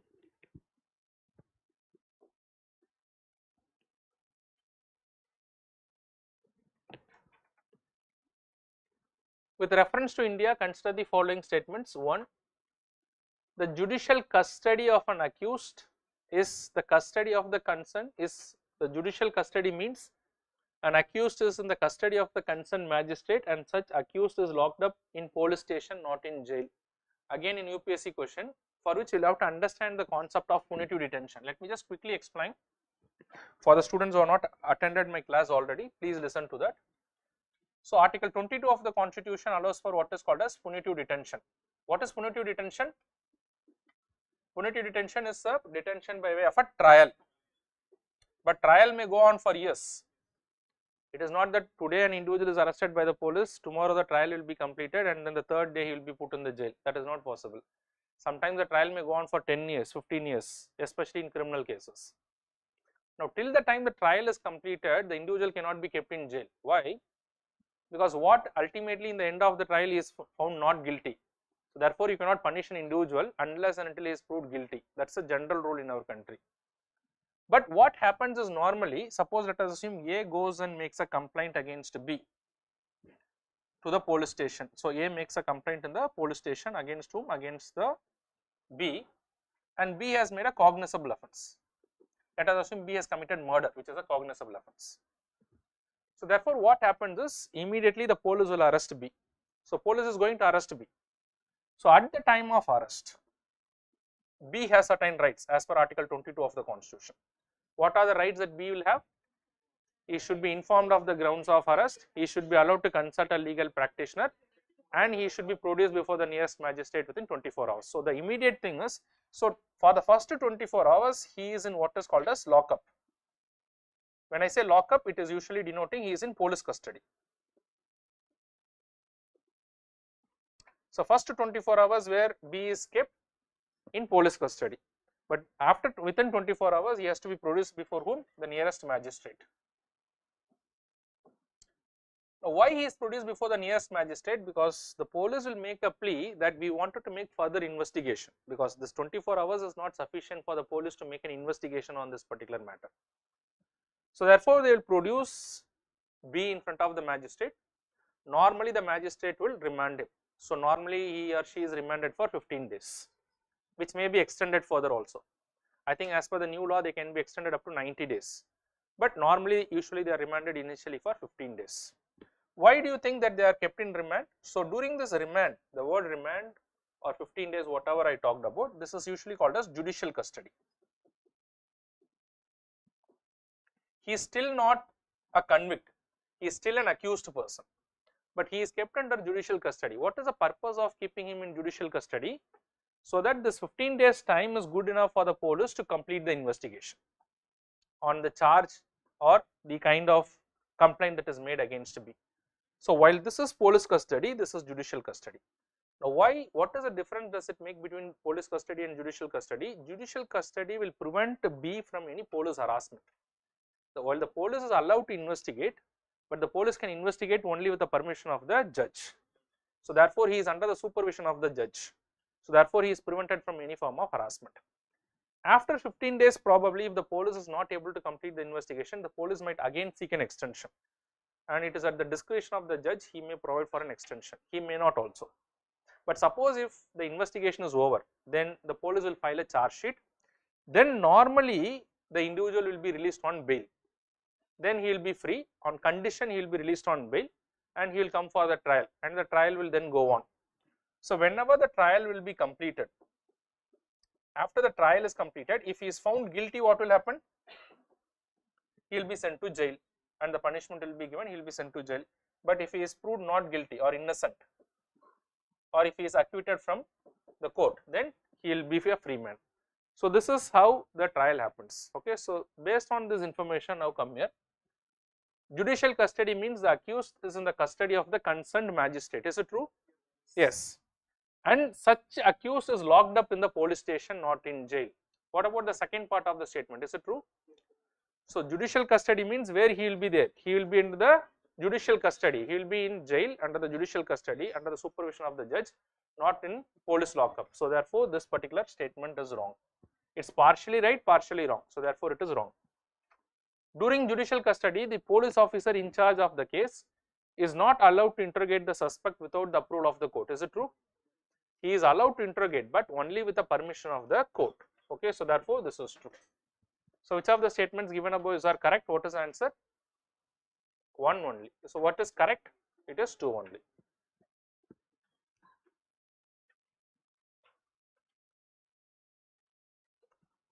Come to the next question. Consider the following statements with respect to the Bharat Ratna and Padma awards. Again an UPSC question, which is in Article 18 of the Constitution. What does Article 18 of the Constitution prohibits? Prohibits conferring of titles by the state. Suppose if two private individuals, if they confer title upon another person, that is no way violation of the fundamental right. The state shall not confer any title upon the citizens. So that is except for the exception of academic and military titles. So Bharat Ratna and the Padma awards are titles under Article 18 clause 1 of the Constitution. This the Supreme Court has clearly categorized that the awards like the Padma awards, which includes Bharat Ratna, Padma Bhushan, these are all considered to be awards and not considered to be what is called as titles, because they consider titles as something which is passed on. and titles is something which creates a social distinction, artificial social distinction, but not the awards. So therefore awards are allowed but not the titles. So to say these to be titles, it's a wrong thing. So this is not the right answer. Padma awards which were instituted in the year 1954 were suspended only once. As per the internet sources, it has been, as per the government sources also, it has been suspended twice in the history of India, not once. So this is also factually wrong. The number of Bharat Ratna awards is restricted to a maximum of 5 in a year. It is restricted again by the government sources to a maximum of 3 in a year. Okay, so therefore this is also wrong and not 5. And who decides as to who is to be given all these awards? Any idea? It is a Prime Minister, or which is basically done by the Prime Minister's office. Upon the approval of the cabinet, all these things are decided. So what is the answer here? Which of the following is wrong? Correct? Not correct? Okay, so all of them. Okay, so what is the position of right to property in India? So for which you will have to understand as to what is Article 300A of the Constitution talks about.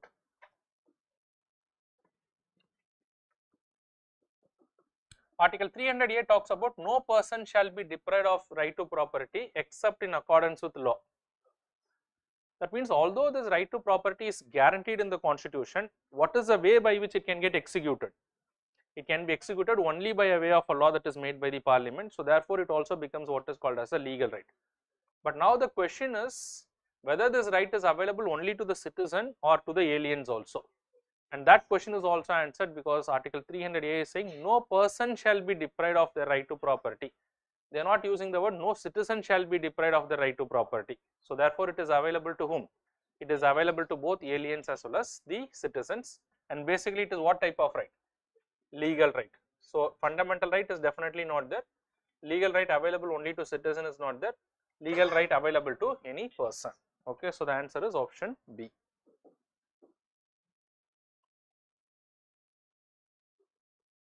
With reference to the writs issued by the courts in India, consider the following statements. Mandamus. What is mandamus? We discussed this. We command. Whenever any public authority fail to perform their duty, the court is giving a direction to perform that particular duty. Mandamus will not lie against a private organization unless it is entrusted with a public duty. Is it true? Yes. I said mandamus will not lie against a private authority. But when the private authority is performing a public duty, they may fall within the definition of state. So what are the grounds on which the private authority may fall within the definition of state, or any authority which is not explicitly mentioned in Article 12 may fall within the definition of state? It depends upon number of characters, number of conditions, especially the nature of public duties and the share capital of the government control over those organizations. So these are all some of the factors. Okay. So this is definitely there. So this is true. Mandamus will not lie against a company even though it may be a government company. So mandamus will lie against a government company. In fact, most of the PSUs mandamus may lie. Okay. So because will not lie is a wrong thing. Any public minded person can be a petitioner to move to the court to obtain the writ of quo warranto. Is it true? Yes, the principle of locus standi does not apply in case of writ of quo warranto. So which of the statements given above are correct? It is option C, or okay, sorry, it is C. It is 1 and 3 only. Alright, so come to the next question very quickly. I'll try to cover till 75 very quickly, another 10 minutes. Which of the following fundamental right is the heart and soul of the Constitution? Article 32. Can anyone tell me why Dr. B.R. Ambedkar called this to be the heart and soul of the Constitution? Because unless and until this right is there, you cannot enforce any of the other fundamental rights. Other fundamental right would become merely a theoretical thing, because when it is violated, then there is no remedy. Which protects the other fundamental rights is only Article 32 of the Constitution. Consider the following. Religious rights are protected under the Constitution or not absolute. Is it true? Yes, because what is the grounds on which they can be restricted? Public order, health, morality, and also on the grounds of violation of other fundamental rights. State cannot intervene in the matters of religion in our country. So of course they can, because we follow positive secularism. Any person has a right to convert from one religion to another religion on his own conscience. Yes, this is true, but religious conversion cannot happen on the grounds of force, fraud, inducement or allurement. Religion can be the basis of imposing tax in our country.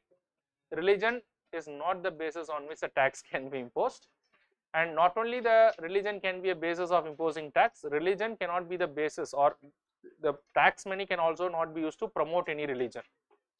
But can they be used to any of the other secular activities associated with the religion?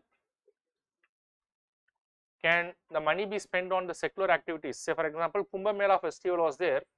Can the government spend the tax money collected for the better infrastructure, health facilities, transport of the people going for this Mela? Is it possible? Yes. The money can be spent for the secular activities. Secular activities means not associated with the religion, but for the other activities they can spend it, but not directly to promote any religion. Directly to promote any religion, say for example, they cannot directly fund money to construct a temple probably, but other secular activities or any religious institution, but other secular activities they can do. So this is also true, can be the basis, okay, can be the basis of imposing tax. So what is the answer here? What is the answer? Incorrect, it is, what are the options incorrect? 2 and 4 only. Okay, so come to the next thing. The minority rights guaranteed under Article 30 of the Constitution is based on what? Minorities is a topic which I will discuss tomorrow, but try to answer this particular question. What is the ground on which the minority rights are protected under Article 30? What are the grounds? Religion and linguistic minorities are only two categories of minorities. But is the word minority defined in the Constitution? The word minority is nowhere defined. It is only based on the interpretation of the Supreme Court. In the next class, when I go to the current affairs part question, separately I have given some 10 questions. Now there I will discuss this in detail, because this year it is very important. As I already said, that the Supreme Court has restored the minority status of Aligarh Muslim University. So therefore I will discuss that particular area a little detail. But right now, what is the ground on which it can be done? On the grounds of religion and language. Answer is 1 and 2 only. Consider the following. So what are the grounds on which the religious rights can be restricted in our country? All the above. Public order, health, morality. If there is an addition of fundamental rights also, that is also true. So here it is all of them.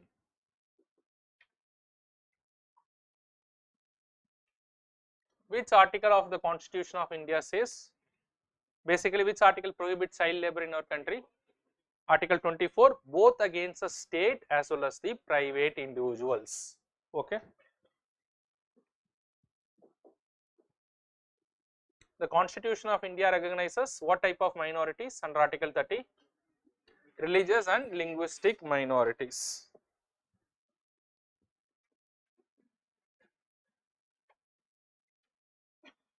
Okay, this is a very good question. Have a look into this particular question. Consider the following statements. No one can be compelled to sing national anthem, since they are giving some reasons, since. But do you think that is it true that nobody can be compelled to sing national anthem? Okay, since statement 1, it will be violative of the right to freedom of speech and expression. If somebody is compelled to sing national anthem, do you think it is violative of your right to freedom of speech and expression? The Supreme Court has already clarified that right to freedom of speech and expression includes right to remain silent. So therefore, no one can be compelled to do anything, including singing what is called as a national anthem. As long as somebody is not disrespecting the national anthem, that is sufficient enough. Because there is also a law which allows individual to be punished if they disrespect the national anthem. That is the Insults to the National Honours Act. So as per that, if somebody is disrespecting the national anthem, then they can be punished. But somebody respecting the national anthem, they are standing, they are not moving, respecting the national anthem, but not singing it is not a punishable offence. Okay. The Supreme Court has made it very clear in the Bijo Emmanuel case. So if you are not remembering the case, that is not important, but try to remember it. That it will be violative of the right to freedom of speech and expression, wherein in this particular case, the Supreme Court categorically said the right to freedom of speech and expression includes the right to remain silent. In fact, if you see the background of this particular case, some of the school students were expelled from the school. For what reason they were expelled from the school? Because they are not singing the national anthem. And why they are not singing the national anthem? Because that went against the religious belief. So therefore, not to violate the religious belief, these students belonging to certain religious community, they are not singing the national anthem, and then the school has expelled these students, and subsequently they have gone to the court, wherein the Supreme Court said that right to remain silent is part of the right to freedom of speech and expression, and as long as the students were respectful to the national anthem, they are not violating any laws in our country, and hence the school was wrong in expelling these students, and the court reinstated these students. Okay. Anyways, it will be violative of the right to freedom of speech and expression. Is it true? Yes. It will be violative if somebody is compelled to sing the national anthem. It will be violative of the right to freedom of conscience on practice and propagation of religion. Yes, that is also true. The Supreme Court in this case, why the students are not singing national anthem? The Jehovah community, to be very specific, because for them singing national anthem is going against their religious belief. So therefore, you cannot be forcing anyone to sing what is called as national anthem. So this will also true. There is no legal provisions obliging anyone to sing national anthem. This is also true. There is no legal provision making it compulsory to sing national anthem, but there is only a legal provision to respect the national anthem. Okay. So this is also true. So what is the answer here? It is C. C is the right answer. Okay, so come to the third last question. I'll just do till 75, question number 75. The word minority is not defined in the Constitution of India. Is it true? Yes, it is nowhere defined. Now what the Constitution says, I'll deal with all those things elaborately in the next class. So yes, factually this is right. The Minorities Commission is not a constitutional body. What about this particular statement? Yes, of course, the Minority Commission today is not a constitutional body, it is a statutory body established by the National Minorities Commission Act. But however, there is no any relation, logical relation between these two statements. Okay, so separately two statements has been given. So in this context of the above statement, which of the following is correct? What is the right answer? A and R are true, but R is not the correct explanation of A. Okay, so it's a random statement that has been given.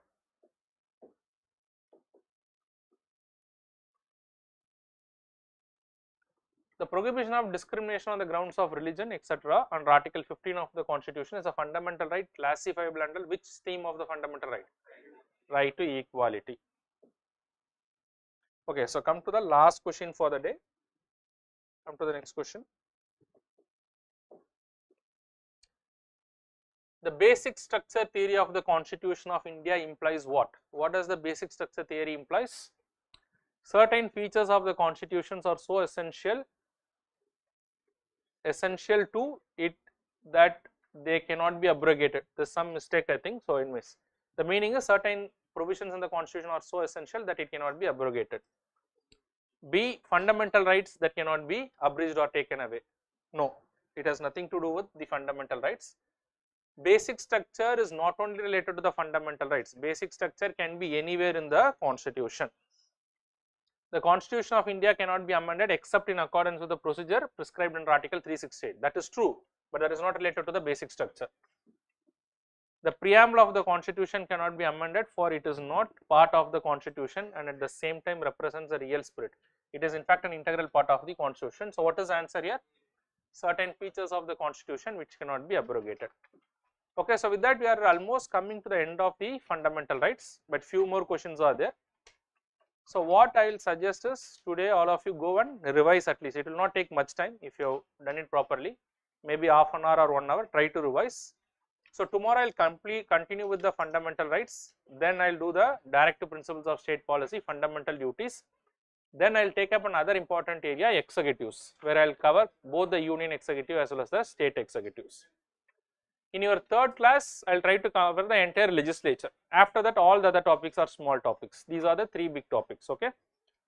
So, alright, with that, I will wind up the class for today, and tomorrow we will continue. Okay. Thank you very much.